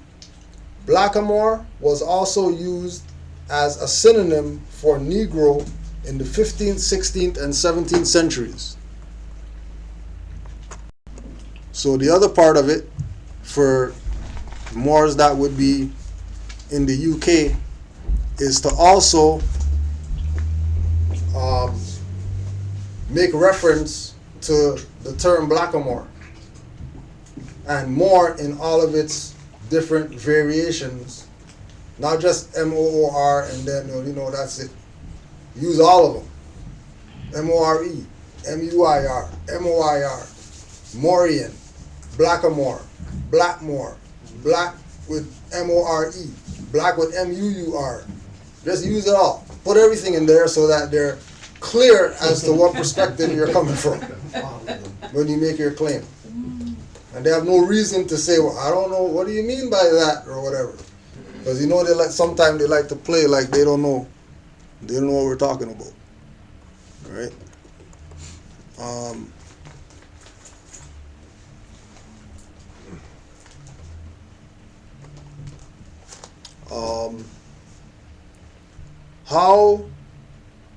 How do you get silver and gold? Let's touch that one. You are the silver and the gold. That's Right? Because we already know that what these people are selling might not be the real deal. It's just that simple. Yeah, you can, you know what I mean? I would say go with silver before gold. You know what I mean? Because the gold for sure, because of, you're looking at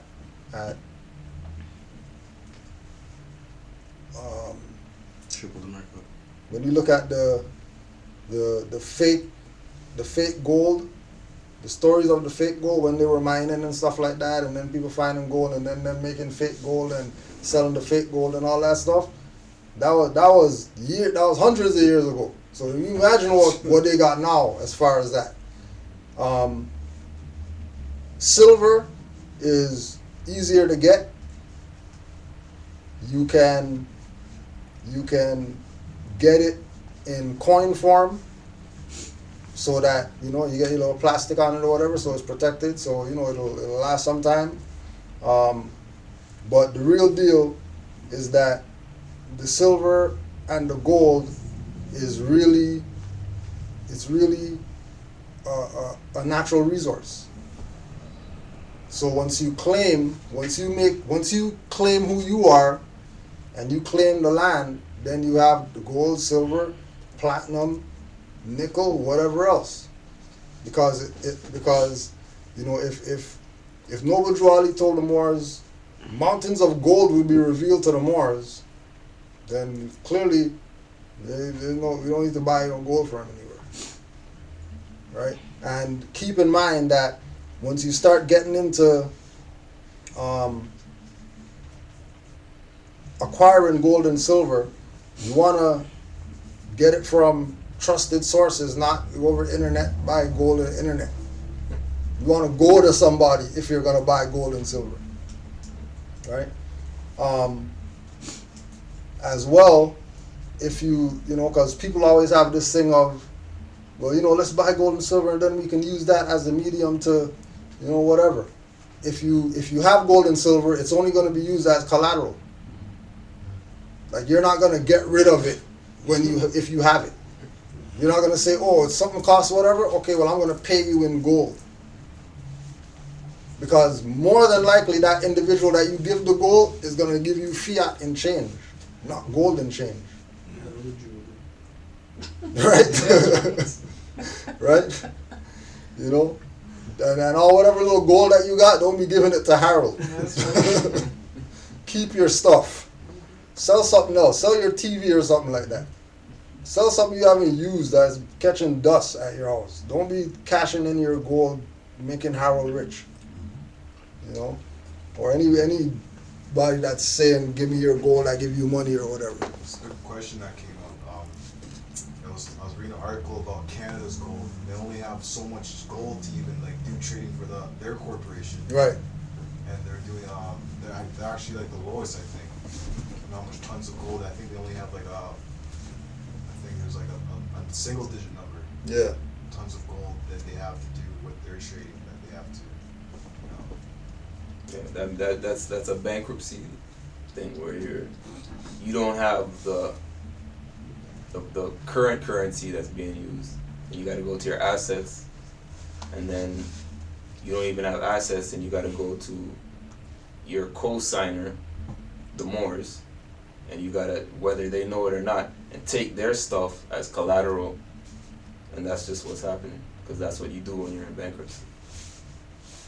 Don't forget the influx of refugees. Yeah. Yeah. Because people are collateral too for the debt. 100%. That's why the floodgates are open. Floodgates are open We need more collateral. because we got we got debts to pay. And another thing with the silver and gold thing, me personally, what I find it is, because I've started putting a portion of fiat into silver, right? And what I find is that if you're going anything over like $4 spot price, it's not, you know what I'm saying, you're not really getting your fiat's worth, unless you have that extra fiat that you're looking at to put aside for getting gold and silver, like how Brother Tesla said, you are the gold and silver. Right? Yeah. And I mean, and it's it's just concepts that we have to accept as reality, if you will. You know what I mean? Like,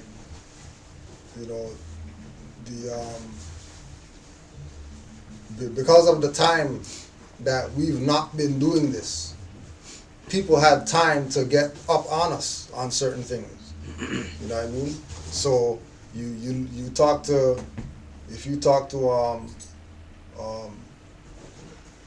like people in other countries or whatever, they have their country's whatever dollar that they use, and then they'll say, well, we don't accept Canadian or American or whatever because they're in their own jurisdiction and they could use whatever they want as money. And anything else is either going to be something that they choose to use or not deal with. You know what I mean? Whereas like at one time, even when my mom went to Trinidad, they were taking Canadian there. They never used to take Canadian there. They want U.S. So show you how that's plummeted. Mm-hmm. That they don't want U.S. over there now. They'll take Canadian though. They don't? Yeah, in Trinidad. They don't care about the U.S. now? That would be stupid because Canadian dollar is not doing very well.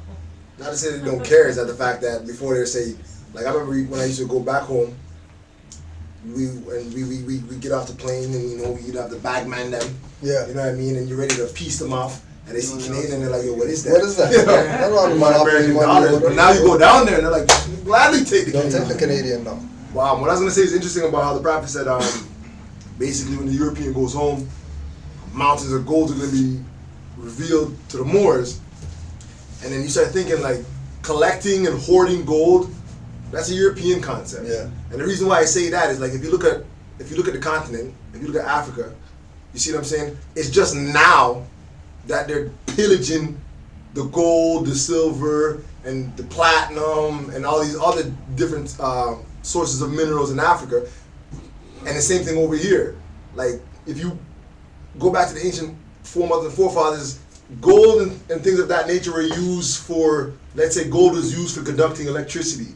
Nobody put gold on, nobody necessarily wore it like, oh, like I want to hoard it or I'm going to get as much gold out of the ground and then dig another hole and cement that hole and put the gold in that hole. You see what I'm saying? That's more of a European concept, and that's why I feel like there's a hidden message when the prophet said there's going to be a mountain of gold revealed to the Moors when the European goes home, where they're using it as a means of currency, and even the word currency, and you know that gold is a good conductor for electricity.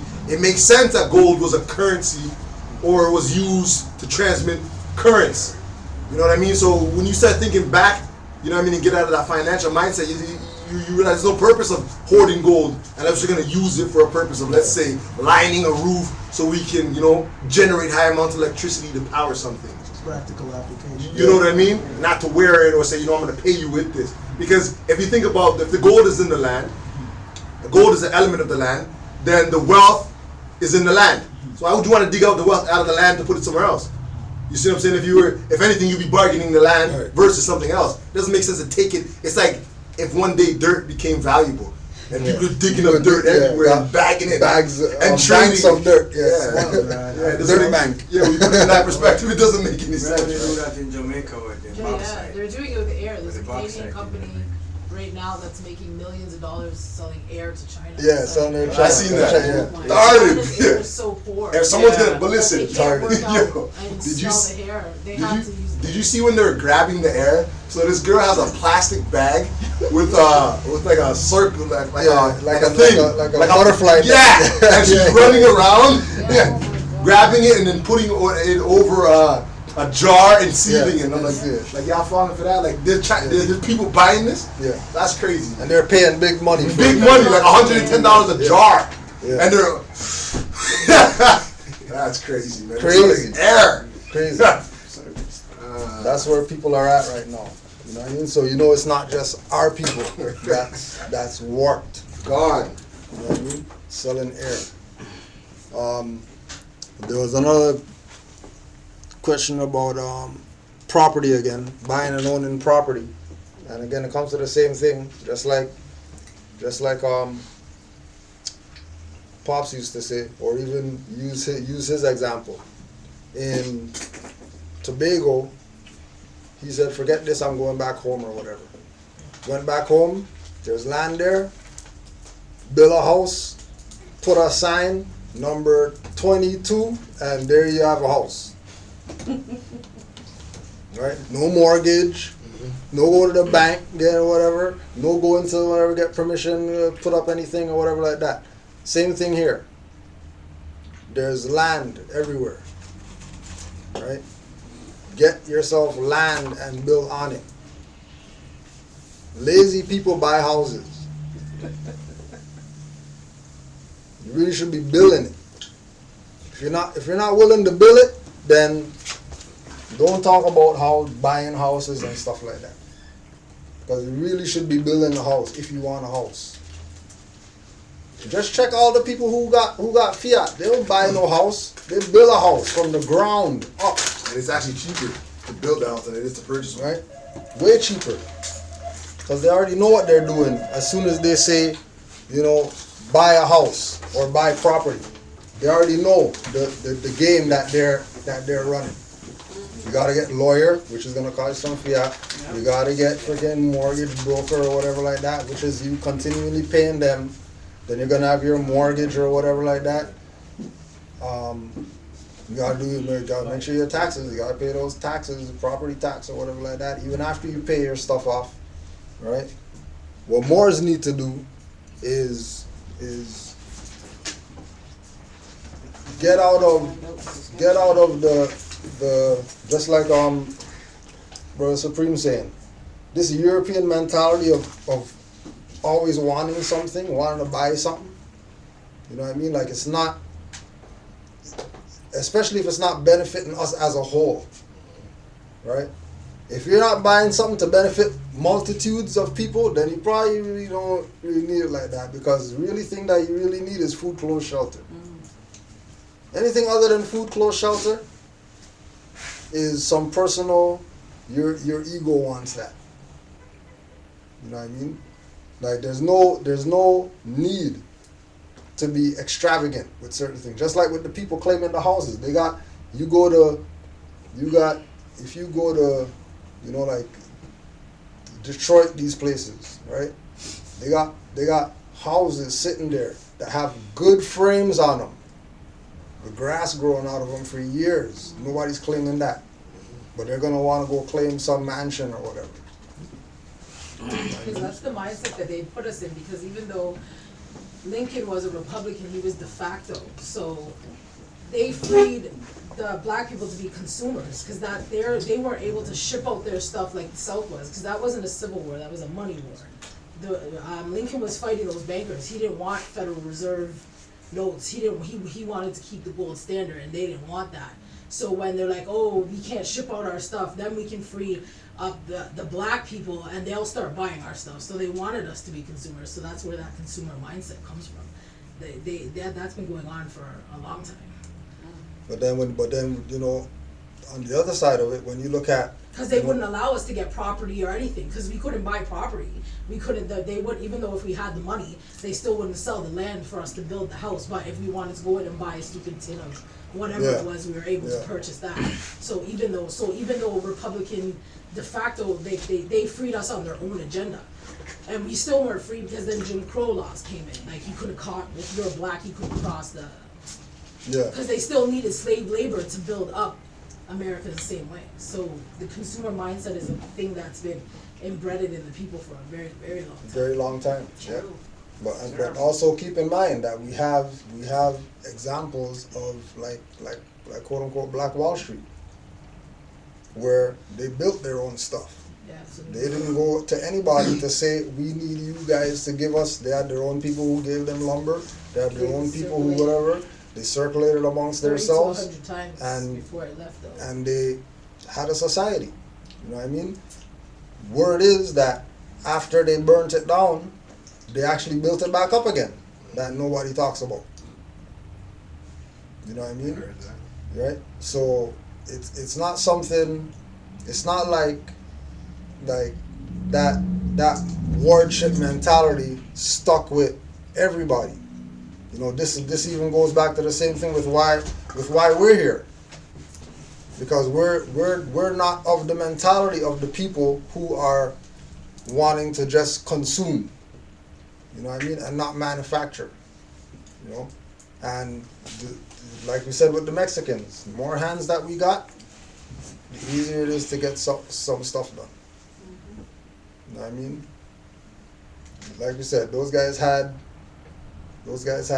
enough people that they built a house in 2 days. The Amish do it right now. You can go over right now and you'll see them. Barns, if Yeah. they just got married and babies on the way, they take 1 day, like 1 week, and all of them get together and they build up that house and it's finished in a week. Who's that? The Amish, Amish. we still have them. They live without hydro, everything. They still Yeah. live completely off the land. Like people can't even buy milk because they sell raw milk right Yeah. from, because it's, even though we don't drink milk, Yeah. but like it's not supposed to be pasteurized. Like you can't go there; it's illegal.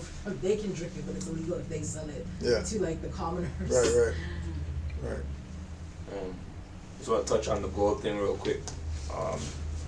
So Noble Drew Ali said the gold and silver is for the people and the people alone.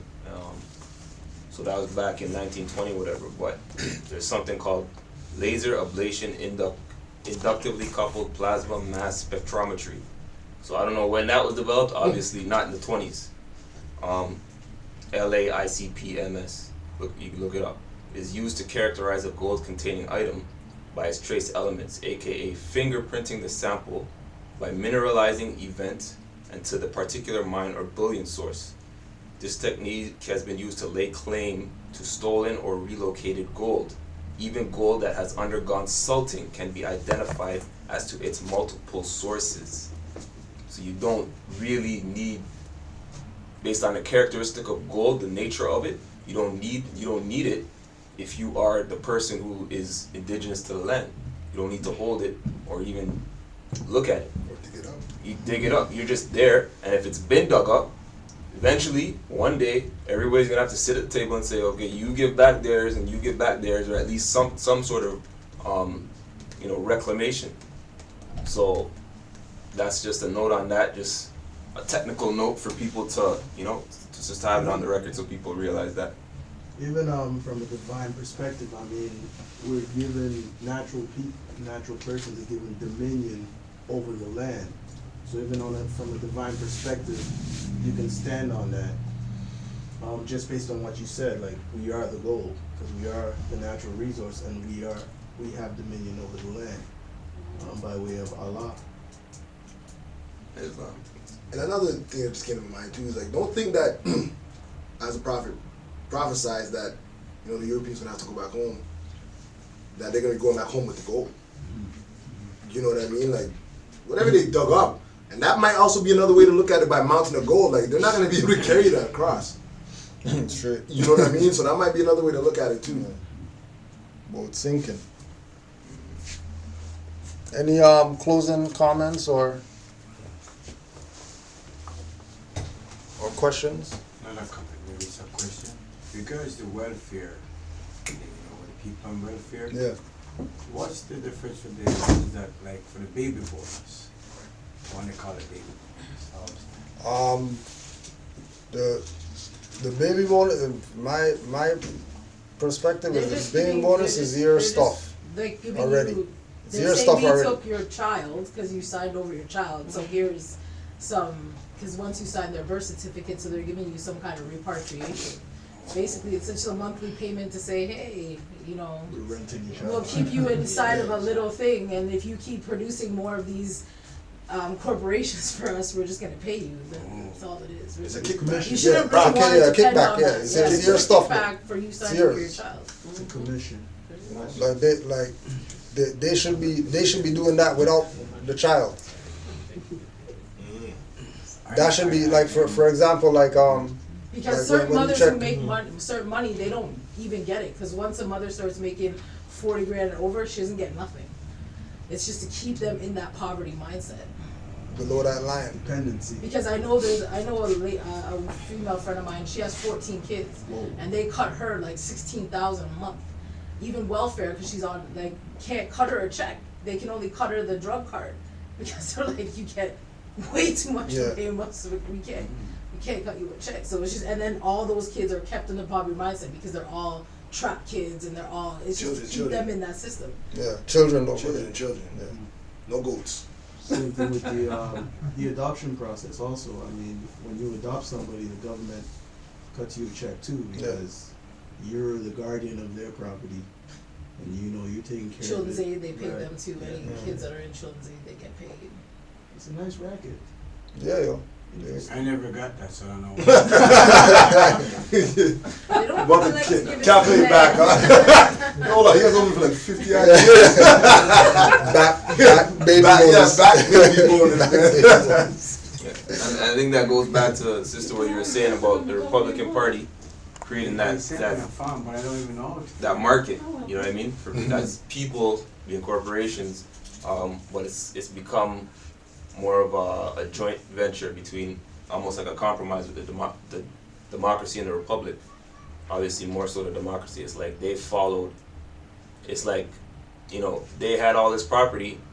One day, the next day, they had to just give it up with no recompense. So, you know, if you're, you know, in debt because you put a mortgage out on this property because the land was free, but the African quote unquote slave was expensive.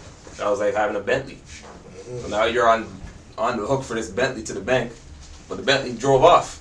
So you follow him and you say, I'm the Democratic Party, don't you ever vote for anybody else, and make sure you give me back something in some way, because, you know what I mean, you left me high and dry. And so that's kind of the mentality, that's the democracy, you know what I mean, that's the Democratic Party. That's a good one. You know what I mean, just the people who followed their property because, what the hell, you know what I mean? Alright. Anybody else? Everybody's good? Alright. So don't forget next week's class is Saturday, 12 o'clock. Be streaming the lecture from Philadelphia. Town Hall, April 24th. And we'll be back here on following Sunday, which 20 something. Actually, not 20. Yeah, so 2 weeks we're gonna be in Steel City, Hamilton, for our first annual spring equinox, spring forward, chill out. So you'll get an email with regard to that, and then we'll be back here on the 27th of March. So next week Saturday is class, not Sunday, and on the 20th we're going to be in Hamilton, and the 27th we'll be back here. And if anything changes in between that time, we'll let you know. If anybody needs anything, you got the price list on the wall there. Small books 5, DVDs 3 for $20, T-shirts $20. All these books right here are listed, and I think that's about it. All right, so we'll just close out. Islam to all the Moors online. Peace and love. Appreciate support and time. If you need to become an honorary member of Canaanland Moors Temple, you could email Brother Amari at Amari AMAURY LB at hotmail.com. 5 on the left, 2 on the right. Feet at a 45-degree angle. Face the east. Allah, Father of the universe. Allah, the Father of the universe. Father of love. Father of love. Truth. Truth. Peace. Peace. Freedom. Freedom. And justice. And justice. Allah is my protector. Allah is my protector. My guide. And my guide. And my salvation. And my salvation. By night. By night. And by day. And by day. To His holy prophet. To His holy prophet. Noble Drew Ali. Noble Drew Ali. Ashe. Ashe. Islam.